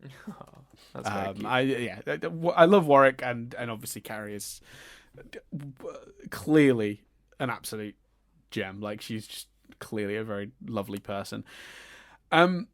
Another interesting sort of on-set mishap during the Jabba sequence was Anthony Daniels actually experienced a panic attack on set in the sequence where Salacious Crumb, the little gremlin guy, the little gremlin laughy guy, was chewing at C-3PO's eye. Something about the scene, he wasn't even in the full C-3PO getup, he was just waist up C-3PO, because obviously the shot cut off his bottom half, so there was no point in putting the legs on. But it was just the laughter and the plucking at the eye while he was in the suit and lying down. He felt very, he suddenly just sort of had a panic rise in him. So in the shot, he didn't say any of his lines, because he just kept saying, "Get me up, get me up, get me up," over and over. And they eventually realized he wasn't acting and that he wasn't saying his lines. He was just in trouble. So they did get him out, and he was able to, he calmed down and he was okay. But in the actual movie, 3PO's lines, "Get me up, get me up, get me up," aren't the lines that were written, but were actually the actor having a genuine panic attack, and it ended up in the movie. So God, that's fun. feels like these days, quite correctly, that wouldn't end up in the movie. Yeah, not at least without having a sit down with the actor and saying, "Look, we actually think it turned out really well. You're I know you're not acting here. I know you're having a genuine panic attack, but it really does get across C-3PO's panic. Are we okay to use it?" Whereas back then, I assumed they just put it in and never asked him. So yeah, remarkable. So I mean, because they still, look at the Mission Impossible movie a couple of years ago. Tom Cruise broke his ankle or whatever jumping across that building. They still stuck it in the movie. Yeah. Oh, yeah. It happens, but like you say, imagine it's more of a conversation, and also that's a little bit different to someone. Sure. having a Yeah. panic An attack. injury and an actual human having a panic attack. Yeah, two very different situations. Agreed. This always makes me chuckle, and I'd read this years ago, and I can't not laugh when I see it now. So the Emperor's chair turns around with him in it, and it's all menacing, and it's all sort of like gives him a bit of grandiosity and a bit of scale and a bit of intimidation. The chair was supposed to move on its own, and it actually was built with a mechanism in it to rotate it on its own, like a motor of some sort. But it broke. So in those scenes, Ian McDiarmid is shuffling his little feet to make the Emperor's chair swizz round. And I just love the idea that on set, the fucking menacing Emperor was just shuffling his little feet to move his chair. That's beautiful. While acting all scary, and that what every other actor and crew member could see was a thing we couldn't, but is fucking hilarious. I love that so That is much. fantastic. And I know once I knew that, I could never not watch that scene and giggle a little bit, which isn't fair. That's fair. But it's it's not fair to the movie. You can't see it, but holy shit. Anyway, Lando's co-pilot Nine Nyub actually speaks a Kenyan dialect called Heya. So the lines were delivered by a Kenyan student living in the US called Kipsang Rotich. I hope I'm pronouncing that right. And basically what he did was he was given the lines, which were going to be subtitled, and just gave correct Heian translations of that text. So audiences in Kenya were apparently thrilled to hear their language spoken and correctly. Like, That's brilliant. Not cocked up, like, as these things, when other languages in the Star Wars universe are based on other languages, but are obviously just garbled nonsense. I think, it sounds like they really appreciated that. Understandable. Yeah, that's really nice. Yeah, I like that they got to do that. Apparently, Lucas got a bit paranoid about leaks on this set and issued fake scripts to cast certain cast and crew members that he considered likely to leak information to the media. Some of these phony story elements were indeed leaked. One of the fake story elements that got into the press was that Lando was actually going to be revealed as the last hope that Obi-Wan and Yoda had talked about in the previous movie. So yeah, that's interesting. It's interesting because it might play into something else we're going to talk about in a little bit relating to David Prowse, but we'll come... David Prowse? That is his name. Yeah, I thought I'd got it... You know, earlier when I accidentally called him Peter Prowse? I thought I'd done that again, but I hadn't. Admiral Akbar's famous line, "It's a trap," was originally going to be, "It's a trick." Apparently they changed the line in post-production after a negative test screening. Can I ask a question of the universe? How does an audience who've seen this movie in a test screening indicate, no, we're not into "it's a trick"?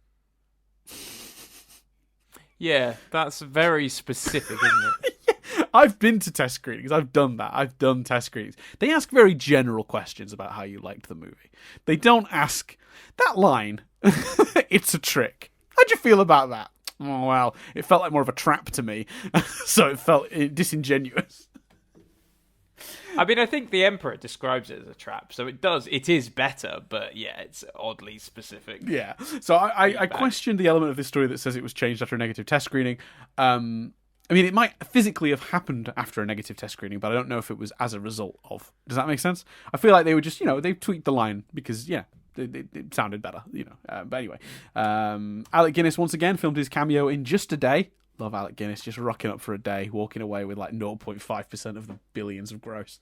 Alec Guinness, absolute. Walks onto set, like pulls up in a convertible, hops out of it, doesn't open the door, just jumps out of it, puts on some sunglasses, strolls in like, "Robe me up." They put him in his robe, he takes the sunglasses off, puts them by his side, says about 8 lines, then puts them back on, rips off the robe and jumps back in his convertible and he's fucking gone. Gets in the convertible and the driver's like, "How was it?" And he goes, "Still shit." How was it? Dialogue still sucks, but it's fine. They're paying me. And then he puts on "Fuck the police," pulls down his glasses, leans back, and drives away. Yeah, he got one. He got one of those really rare, out before the members were even alive, demos of "Fuck the Police." Yeah, we've talked about this. Alex, I'm not a supernatural person. I'm a skeptic on the whole. But he was a spooky, weird magic man. Was Alec Guinness? We talked about it in the last one. How he predicted whose death? I can't remember. James Dean's. Yeah, James Dean. Dean. He predicted exactly what was going to be the end of that boy, and within a week of it happening. It was kind of insane. So yeah. So he's a spooky, weird man. Do you not think it's possible he just pulled that out of the future? Yeah, maybe. I'm now questioning. I'm trying to find out because actually, the members of NWA were probably alive when this film came out, weren't they?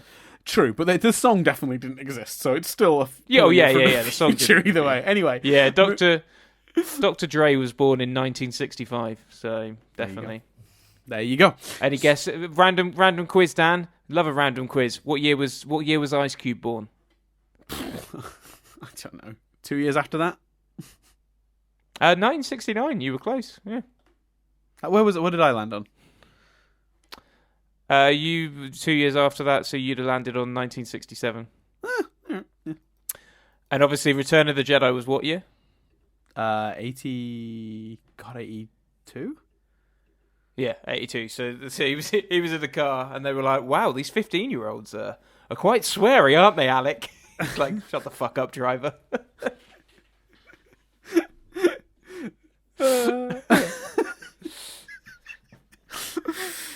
They're angry at the police, and they should be. What do you mean they're angry at the police? What's wrong with the police? You'll find out in several years when the public finally actually start to realise this system is heavily broken. Anyway. Alec Guinness, yeah. Absolutely. Moving on. Love him. The Endor shots were filmed near Crescent City, California. The forest work was especially hard on the Ewok actors due to the heat and the costume's sort of thickness. Apparently, production assistant Ian Bryce had arrived on set one day to find a note from the Ewok actors saying they'd all had enough and that they were on their way to the airport. He tried to drive to the airport, but ended up with a flat tyre not far from set, so he had to find another car and was just about to leave when a bus pulled up and all the Ewok actors got off wearing Revenge of the Ewoks t-shirts. Now, I like that piece of trivia, but I feel like some context is needed. Did they? I was going to say, presumably that's because at the time the film was called Revenge of the Jedi. Correct. Was the whole thing a joke? Was it like a prank where they all left with the intention of coming back and thought it would be funny, and therefore had the shirts put and all that? And if that's the case, did they slash his tire? Did they let the air out of his tire? Did they do something so he would stay there? Like, I don't know. This I want more information on this. I've tried looking into it. No one's got any more detail than that. I want more detail. I don't know what was going on there. Were they genuinely mad? Were they joking mad? I don't know. I don't know. Was it genuine, but then they ran into a t-shirt printer? Like, how did... Like... It was Alec Guinness. They ran into Alec Guinness with his sunglasses and he was listening to football. Like, what's this music you're listening to, Mr. Guinness? He's like, don't worry about that. What are you guys doing? We're leaving. We're all angry. Let me take you to a guy. Alec Guinness knows a guy. It's like, why do the back of these t-shirts say, I am Iron Man? You'll find out in 40 years. Don't worry about it. Why these t-shirts say Rise of Skywalker? What's that? Don't worry about it. Anyway, I'm a spooky, weird future man. Who knows? The point of view shots for the speeder bike sequence were actually really cleverly done. Basically, they got a Steadicam operator, to walk through a forest at normal speed with the camera filming at just 1 frame per second. So when you get 1 frame per second as you slowly walk through a forest, but then play those frames back at 24 frames a second, you get those fast look. I had to make that. I did some little sound effects there, Chris, to express speed. That was good. Just how speed sounds. That's what speed sounds like. As he ran through the forest, as he walked through the forest, it looked once you played it back, it sped it up, and that's how they achieved that sort of effect. I think it's really cool, and I think it works really well, and I think it holds up. I'm really impressed because it's an old movie, and sometimes special effects don't hold up, but that's pretty damn good. So this movie actually went into production under a code name. It went under the code name of Blue Harvest for a couple of reasons. The first one was that during pre-production, when people found out the movie they were shooting was Star Wars, they would increase the prices. Oh, you wish to rent some trailers for your actors? What's the movie? Star Wars. That costs this much. Because everyone assumed they had basically an unlimited budget because everyone knew how much money the original movies had made. So they started calling up and booking stuff under the name Blue Harvest, which is a nondescript horror movie with a tagline, horror beyond imagination, which sounded deeply boring and completely uninteresting. It also obviously kept fans from getting on set or knowing what was going on and gathering. A trick that didn't necessarily work too much once Luke, Han, and Leia showed up for work with Chewie. But it did keep vast majorities of fans, particularly the outdoor forest stuff, because and the what was the other one? When they were out in the desert doing the Jabba Barge stuff. They were in Arizona filming that, and apparently a bunch of like dune buggy enthusiasts were in the area. There was I don't know, like a meetup or something, and they were like trying to get to the sets, trying to see it happen. It was a big old problem, but it would have been much worse had they had the title out there, because people would have been able to gather. So they preserved secrecy that way. Yeah. So there you go. Fair play. Lucas fired his friend and producer of the previous 2 Star Wars movies, Gary Kurtz, before production began. Some sources have reported he quit, but it's always, everyone else has always maintained that Lucas fired him. The relationship those sources are him. Yeah, yeah. I wasn't fired. I quit. Can I have another job, please? His relationship with Lucas had deteriorated during Empire Strikes Back because of the fact that movie had gone so over budget and behind schedule. Obviously, we talked about this previously, that Lucas was self-funding those movies, and he actually had to go back to Fox for a loan to complete the second Star Wars film because of that. So it's not a surprise he fired Kurtz for this one, to be honest. Obviously, famous trivia, we all know it, but it was originally called Revenge of the Jedi, and posters were even produced that said Revenge of the Jedi. It was only a few weeks before the movie's release that Lucas went to Return of the Jedi, which actually had apparently been his earliest idea for the title anyway, but someone had told him it was a weak title. I can't remember who. It might have been Kubrick. It was another director had basically heard the title and gone, no. Might have been Spielberg. I can't remember exactly who it was, but someone had just said it was a weak title, Revenge of the Jedi, and he'd gone to Return was so he'd gone to Revenge, and then 2 weeks before the movie came out, he sort of changed his mind and said, "No, it has to be Return because Jedis don't take revenge." That's kind of the point. So that's all very well known. But Chris, a little bit of tag-on trivia for you: Star Trek II: Wrath of Khan, which also came out '82, was going to be called Revenge of Khan, but they changed it because. They didn't want to clash with Star Wars. So they changed theirs to Wrath, but then Star Wars changed theirs to Return, and neither movie used the word revenge. That's amazing. Return's a better title, like it is, because obviously those people hadn't watched the film and didn't know that actually it's about, Anakin returning and, Return of the Jedi. And so, I don't think anyone can judge it. Yeah, it works on a few levels because it also covers Luke completing his Jedi training by facing his father. So beginning the Jedi again. I think it's a great title. Yeah, me too. I like it. I do like it. It's probably it's one of the better titles. The Star Wars movies are some dodgy titles. Definitely. Rise of Skywalker is not great.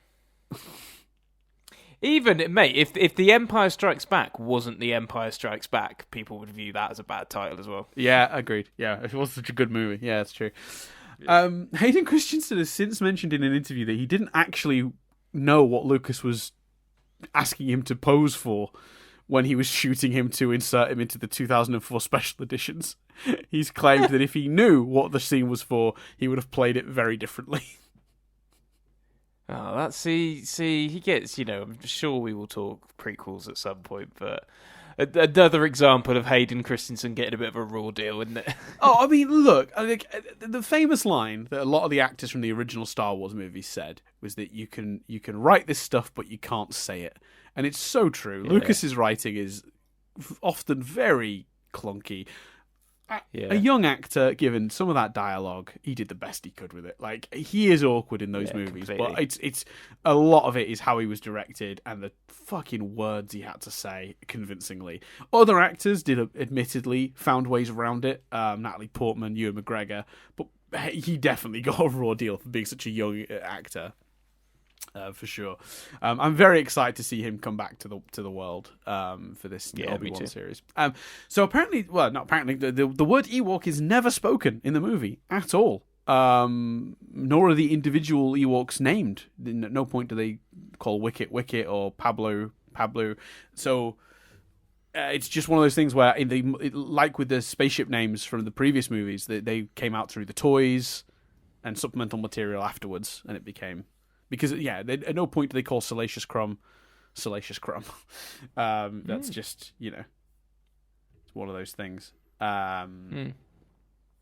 So, where else are we? Okay, so according to Gary Kurtz, the original treatment, who, obviously, Gary Kurtz, the guy that Lucas fired before this movie went into production, so, always take with a pinch of salt. But he says the original treatment ended with Luke Skywalker walking off alone and exhausted like the hero in a spaghetti western, going into seclusion by walking out into the Tatooine desert. He claims that George Lucas changed this, opting for a happier ending to encourage higher merchandise sales. I can see him changing it to want it to be a happier ending. The merchandise sales thing, I question. I don't know how that affects merchandise sales. Personally, No, I don't see. Yeah, like people feel more positive about it, and therefore want to go out and splash the cash. Yeah, that's a bit. I agree with you. Like, okay, bit odd. Yeah, I 100% agree. The slithery noises. I thought now this one, Chris, I cut and put back in because I just thought if anyone wants to know this, it's Chris. I think Chris will enjoy a food-related bit of Star Wars trivia. Always. Right? Do you want to know what the slithery noises made when Jabba the Hutt moves were created by? Tell me. It was sound designer Ben Burt running his hands through a cheese casserole. Oh wow! I didn't even know. What is a cheese casserole? Honestly, Do you know what I mean? I was kind of hoping you'd know because I that must be an American thing because I've never heard. Is it like a fondue? I'm gonna look it up. Me too. I'm doing the same. Oh, look at that! Wow, broccoli and cheddar casserole. Look at that. That looks not appealing to me. I tell you, one of the problems here is I don't know how to spell casserole. Oh, Google yeah, corrected it for casserole. me. CASSEROLE. I googled beef casserole and then just changed beef to it's like a it looks like a cauliflower cheese, but with broccoli in most of these images type thing. Yeah. I mean that's just macaroni cheese. Yeah, Google's results aren't exactly. So yeah, there you go. He ran his hands through one of those and created a squidgy sound, and that's the sound they used for Jabba, which I think that's kind of fun. I always like it when you hear what the Foley artists actually used. Yeah, like in the original Jaws, to make the splashy sounds, they shook up a Coke and opened it to make water sounds. Nice, very nice. Pretty cool. When preparing to work on the special editions... Oh, no, we've already talked about this one. Sorry, I'll skip that. This is the only Star Wars movie where Darth Vader does not force choke someone. A scene apparently did exist in the first cut that showed him force choking an Imperial officer in order to gain access to the Emperor's throne room. This scene was cut because George Lucas felt this point had been made clearly enough in The Empire Strikes Back, where, as we pointed out last week, he force chokes fucking everyone. Yeah, definitely. Would Also, agree with Lucas on that. Force choking someone to get access to the Emperor's throne room. Like, these are your people. You should have access to that. That scene doesn't make sense to me. So yeah, I'm glad that was removed. That feels like a force choke for the sake of a force choke. It does. Absolutely does. So the location they chose for the forest was actually a section of the forest that was being used for logging. And as a result, the special effects crew were actually allowed to knock down trees to use in the scenes and have shots of trees coming down and being used. Presumably, it doesn't say it here, but presumably they then just gave that wood to the logging company and said, we pulled this out of the ground for you. You can have it now. We used it to smash an AT-AT around the head, or AT-ST around the head. Anyway, apparently the original version of the script had Ewoks being Wookiees. So they went to the Wookiee planet of Kashyyyk. Well, it might have still been called Endor, but they went to the Wookiee homeworld, basically. The Millennium Falcon was actually supposed to be used for the arrival at the planet. And apparently, in the earliest version of the script, Obi-Wan Kenobi returned to life in a sort of, I don't know, Gandalf-esque sort of using the Force to recreate his body nonsense. I don't know. That would not have been good. What's that, sorry? I said that would not have been good. No, it wouldn't. I'm glad they didn't do that. Yeah, me too. David Prowse only portrayed Vader, as we've already talked about, in the first half of the movie. Once we get to the fight scene, Bob Anderson, stuntman, was playing Vader, and then obviously Sebastian Shaw played the character once he was unmasked. So, let's talk a little bit about Prowse and his ever-evolving relationship with Lucas. Annoyed in the first movie, because his voice was replaced without him being aware. Annoyed in the second movie, because they didn't tell him that Darth Vader was Luke's father, because Lucas suspected Prowse as being a leaker. We'll come to that in a second. So Prowse was not told that they were even doing a mask face reveal scene and that he'd been recast. Oh, wow. So Prowse was very out of the loop and had no idea that Vader got unmasked and that another actor will be playing him. a journalist actually broke the news to him in the build-up to the film, to which he replied, they wouldn't do that. They wouldn't go and mask and it's somebody else after I've played the part for 6 years. Ooh. Ouch. Yeah, to add more strain to his relationship with Lucas, a prominent UK newspaper, the Daily Mail, ran a short story before the movie's release revealing that Darth Vader would probably die at the end, and then hinted David Prowse was behind the leak. Now, as a result, he wasn't interviewed for the DVD release of the original trilogy, wasn't interviewed for Empire of Dreams, and was not ever allowed to make appearances at official Star Wars related events. So he didn't ever get to appear at like Star Wars Celebration or anything that Lucasfilm was actually running. The fan events he went to, and the word is he went to a lot of them, were local, private, convention-y type events. Anything associated with Lucasfilm, Prowse was not allowed to be in. Prowse himself denied he was the one who told the newspaper of Darth Vader's death, since he'd been unaware of it because he didn't film it. And then later it did emerge, presumably through Lucas's trick with the fake scripts, that it was an unnamed crew member that had been responsible for the leak. So I feel for Prowse. He got the raw end of the stick constantly through these movies. Yeah. I like Sebastian Shaw. I love how Sebastian Shaw plays that scene with Mark at the end. And I agree it's tricky because his accent is so thick. Prowse, it wouldn't have necessarily worked, but I do feel bad for the guy that they weren't open with him and honest with him and just said, look, your accent is sadly the issue here. We are going to recast. Just be honest with the guy. Don't let him get blindsided by the press like that. Awful. Just awful. Yeah, I don't agree with the decision, but the handling of it, I think, was poor. Correct. And yeah, that's a real shame. Yeah. So it wouldn't be Star Wars trivia without me pointing out that the very first cut of this movie was reportedly a disaster. Shocker. Take a drink, everyone, playing the Star Wars trivia game. The first screening of the movie, so the earliest cut of the film, was reportedly a disaster, which is trivia that has been in every one of these movies we've done so far. Every movie had a really poor first cut. Apparently it didn't feel like a Star Wars movie. So eventually editor Sean Barton did his own cut, and Lucas actually preferred it much, much more, and it was his cut that the final version was based on. So there you go.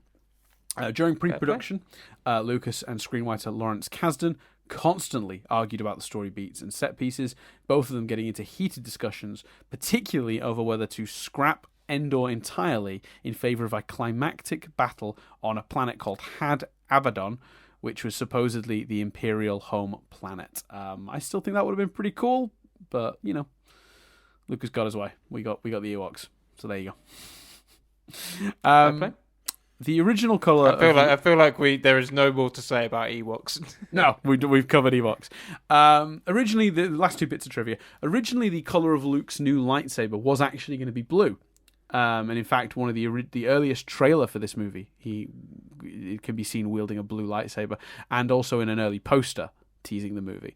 However, there was a scene where Luke was assembling and activating the new lightsaber. And when they chose to cut that, and you can see that scene, it's on YouTube, by the way, it's really cool. It's a good scene. I'm glad it's not in the movie, because the reveal of the new lightsaber is great how it is here. But when they cut it, they were left with a problem. If it's blue, the blade, would audiences not go, how's he got his lightsaber back? If we've now cut the scene showing him make... Because it was basically, it was one of the opening scenes of the movie, was Luke constructing his new lightsaber, and then obviously showing up at Jabba's palace with it. The introduction of him showing up at Jabba's palace is way more impactful, so they cut the scene, but then you've got the question of what's with the new lightsaber. So the reason his new lightsaber is green, not blue, was simply to differentiate it from his original lightsaber. So the fact green lightsabers exist at all is an accidental sort of byproduct of a cut scene. There's a tradition of that, though, isn't there? Like Samuel L. Jackson wanting a purple lightsaber just so he could find himself in the battle. Yes, yeah, absolutely. So yeah, to avoid confusion, they changed it to green. So there you go. That's a trivia. I do recommend people check out the original version I've seen, though. It's pretty cool. I understand why it was cut. I prefer Luke's entrance in the movie we have, but it's neat to see. The final bit of trivia relates to our boy and the person I've really, every time we've done this podcast, these Star Wars podcasts, I've kicked myself for not talking about the work of Ralph McQuarrie. Ralph McQuarrie was an artist who did all the concept art for the Star Wars movies. And if you look at his original art, Ralph McQuarrie's visual style is why Star Wars looks like it looks. Lucas did obviously have very specific ideas in his head, but McQuarrie's art is beautiful and impactful and alien and incredible, and is very, very much guided the entire look of everything Star Wars since. Ralph McQuarrie's piece where it's Luke with the breathing mask facing off with Vader, I think from Empire, it was my desktop background on my computer for about 8 years. It's an incredible piece of art. Now, reportedly, the trivia is that he became burnt out because of his constant work on these movies, constantly having to draw new stuff. And apparently he was not fond of the Ewok concept at all. And as a result of his burnout and also not really wanting to draw the Ewoks, he actually walked away from Return of the Jedi and didn't produce the concept art. I find that interesting. But obviously the movie still held on to a lot of the stuff he'd established because he'd already done a lot of the major design work from the previous movies. So Ralph McQuarrie is if you're a big Star Wars fan, you know that name. You know what his contributions are. But I think to casual viewers, Ralph McQuarrie is an uncredited hero of Star Wars. And I really want to talk about him in the first two podcasts, and we never got a chance. So I'm just going to tip my hat here and say Ralph McQuarrie, fucking legend. Ralph, what a champ! You're right. Just beautiful work that just is one of the definitive things about Star Wars. Yeah, he's passed away now. Sadly, I think he passed away in 2013ish. But just Google his name and look at some of his art and go, holy shit, this guy is responsible for the look of Star Wars. Yeah. He really did. And it was his drawing, his early concept drawing of C-3PO that actually led to Anthony Daniels taking the role, because Anthony Daniels wasn't particularly interested in doing it. But he went for the meeting anyway to be polite, and on the wall was this picture that Ralph McQuarrie drew, the early design of 3PO. It doesn't really look like the 3PO that we ended up getting, but neither does the R2 in the background, actually, to be fair. But he says just something about its eyes caught his attention, and he saw like a vulnerability in the character that really connected with him, and it's the reason he ended up choosing to do the movie. That's how good Ralph McQuarrie's art is. Although I've just Googled his name, and it does look like he did draw some stuff for Return of the Jedi before he left, because he's done a drawing here of 3PO and R2 in the sort of back room of Jabba's palace, where they were being branded as Jabba droids and being reassigned. So he did do some artwork for it before he left, but no sign of Ewoks. So yeah, there you go. So yeah, I couldn't not give. Oh man, I just found his painting of Cloud City. Fuck me, it's beautiful. He's nice. Yeah, incredible. Woo. That is what a fitting note to end. We did it, Dan. We talked about Star Wars. I mean, it took us nearly 8 hours or something across the three, but we did it.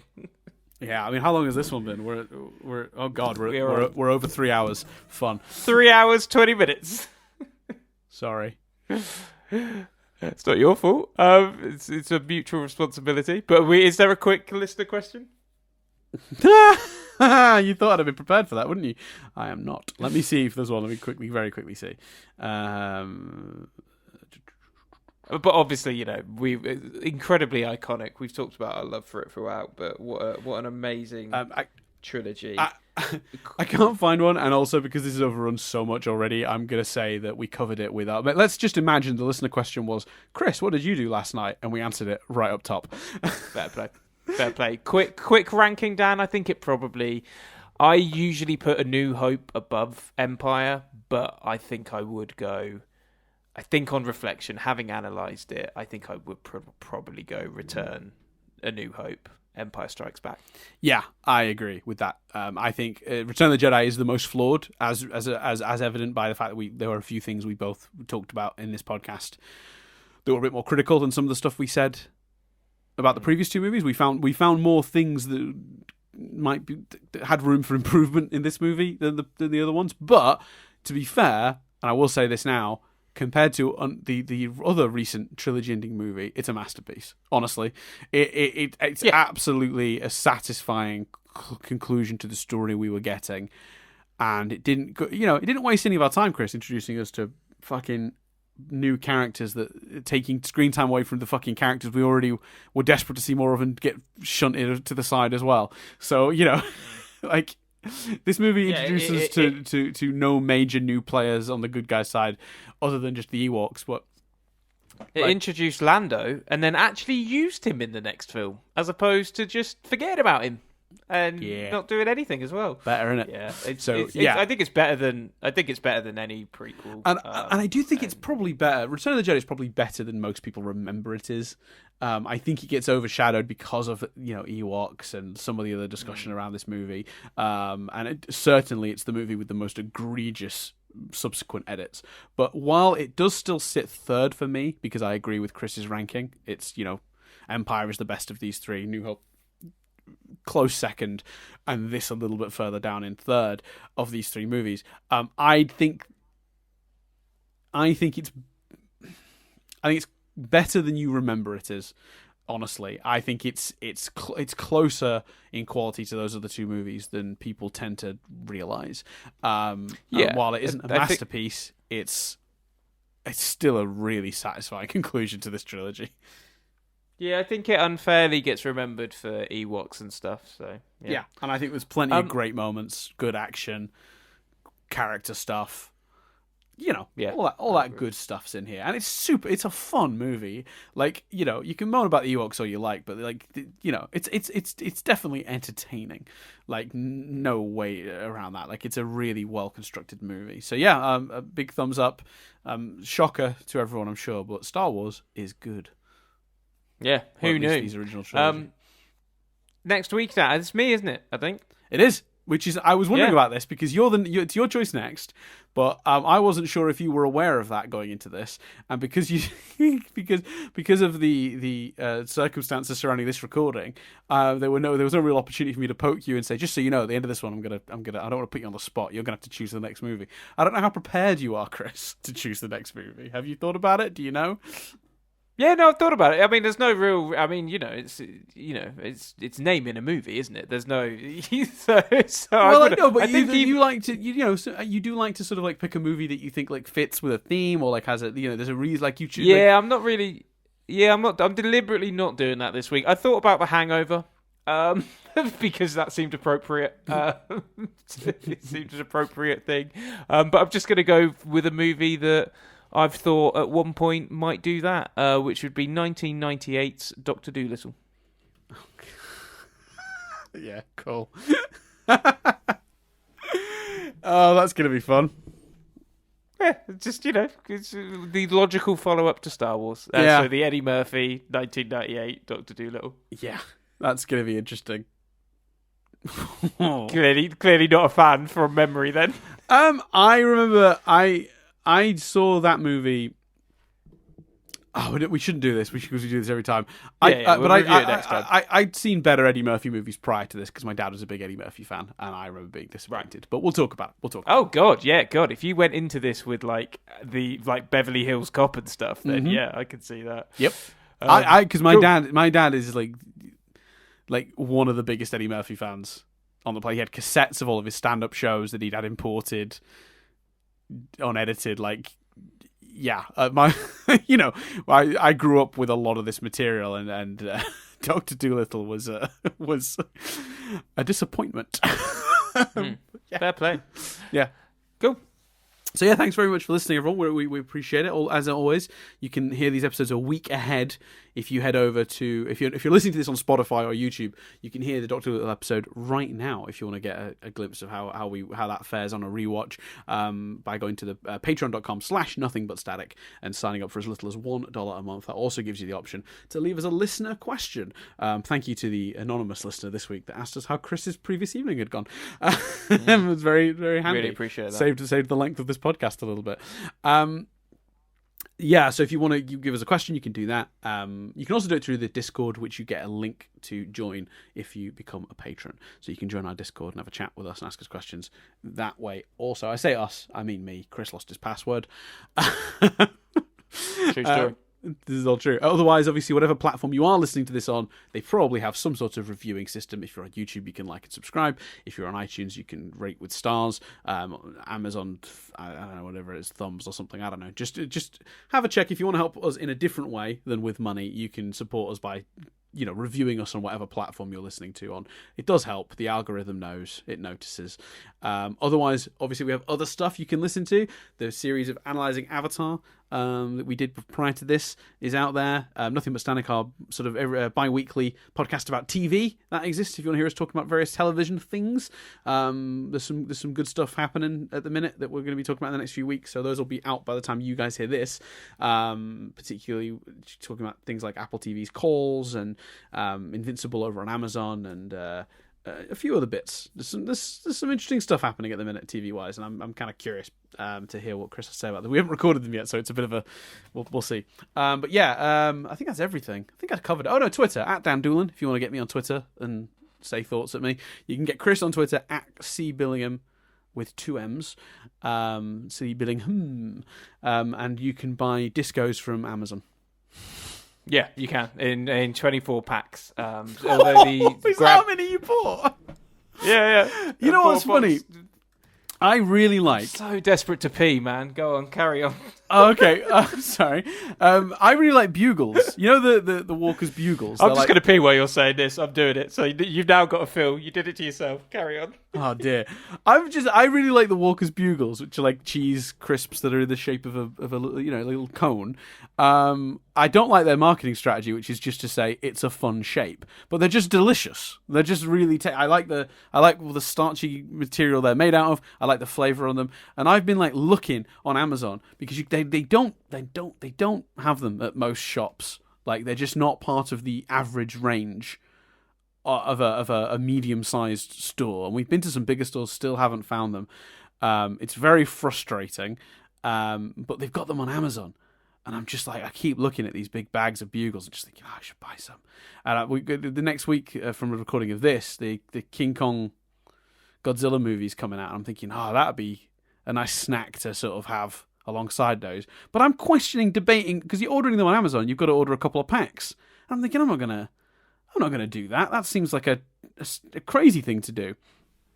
But Chris has recently also revealed to me he bought every available flavour of mini cheddars through Amazon. So, I feel like I'm missing out on getting obscure snacks this way. So yeah, I don't know, are you back? Oh, he's not back yet. He's telling me I'm missing out. Yeah, I really like it. And now, with Chris continually buying crisps on Amazon, I'm looking at doing the same. I'm looking at them right now. Get some bugles. Get some cheese bugles. To Nadia's credit, by the way, she recently went out and found a store that had, for some reason, barbecue flavoured ones, which I've never had before. So I have got access to those. I'm back now. Yeah, I think you should absolutely buy the bugles. I knocked my mic as I came in. Apologise if that was audible. You should do it, man. I had a revelation about it was about early Feb. And I literally sat there and I was just randomly looking on Amazon, and I just thought to myself, I'm over 30. I've got a mortgage. I don't need to wait until Easter to order some Easter eggs. If Easter, you can do it, Dan. You can do it. Like, obviously, right now it is Easter, but you can just like everyone knows Easter egg chocolate is the best. You don't need to. It doesn't need to be April or late March or whenever the fuck Easter falls. You can just do it whenever you like, Dan, and it really changed my life. Yeah. Not an understatement. It really changed my life. My whole life I told changed. a mate about it. I was like, he was like, I said to him about it. He was like, "You're right. Easter egg chocolate's the best." I was like, "Do it, mate. Just order it. Just order it today." And he did, and he was very grateful. And But I'm still staring at these. I'm literally, as we are talking, I'm staring at the bugles on Amazon. You really should order them. If I knew your address, I'd order them and get them sent to your house. I might order them. I'm excited. I like bugles. I don't know why. My recently viewed. Right, let's do. Right, so see I've peed now. Right, this is my recently now viewed. Chris has peed and he doesn't give a shit. Like, this is going to go on No, for another we hour. do need to end. We do need to end this. We do need to end this. But this is my recently viewed: a crunchy Easter egg, a dairy milk Easter egg, pesto, another pot of pesto, 3 different butter dishes. Chris, do the shops you visit not have pesto? What are you doing? I've resorted to Amazon for bugles because I'm struggling to find them in other stores. What are you doing? My go-to, man, is just to look on Amazon for something first. Discos, Pringles. Then there's a series of books. You're a fucking Then there's a lunatic. Toblerone. Never change. Yeah. Oh, man. Right. So there you telling go. you. Thanks, everyone, for listening. I'm going to try and end it here. I think we successfully made Return of the Jedi our bitch. And if not, our bicycle. At least bicycle. We at least did it as a it's at least our bicycle, even if it isn't the other. So yeah, I'm going to turn it over to Chris to wrap us up. Dear Lord. There's a run here, and this is no exaggeration, mate. This is genuinely, this is a run. This is a run in a row on my recently viewed. Mini Cheddars, Dairy Milk Easter Egg, Dairy Milk Buttons Easter Eggs, Walker's Max KFCs, Walker's Poppables, Sensations Peking Spare Ribs, a collection of 3 mini eggs, Tony's Chocolate, Walker's Max, Salted Caramel Twix, and the complete Indiana Jones box set. I can tell you right now, the Tony's Chocolonely chocolate is fucking delicious. Yeah, it's great. It's so good. Yeah, it's brilliant. They do a caramel one, a salted caramel one that is fucking amazing, and a pretzel one that's really good too. It's great. Anyway, right. I've been Chris Billingham. I've been Dan Doolan. And this review has been rewound.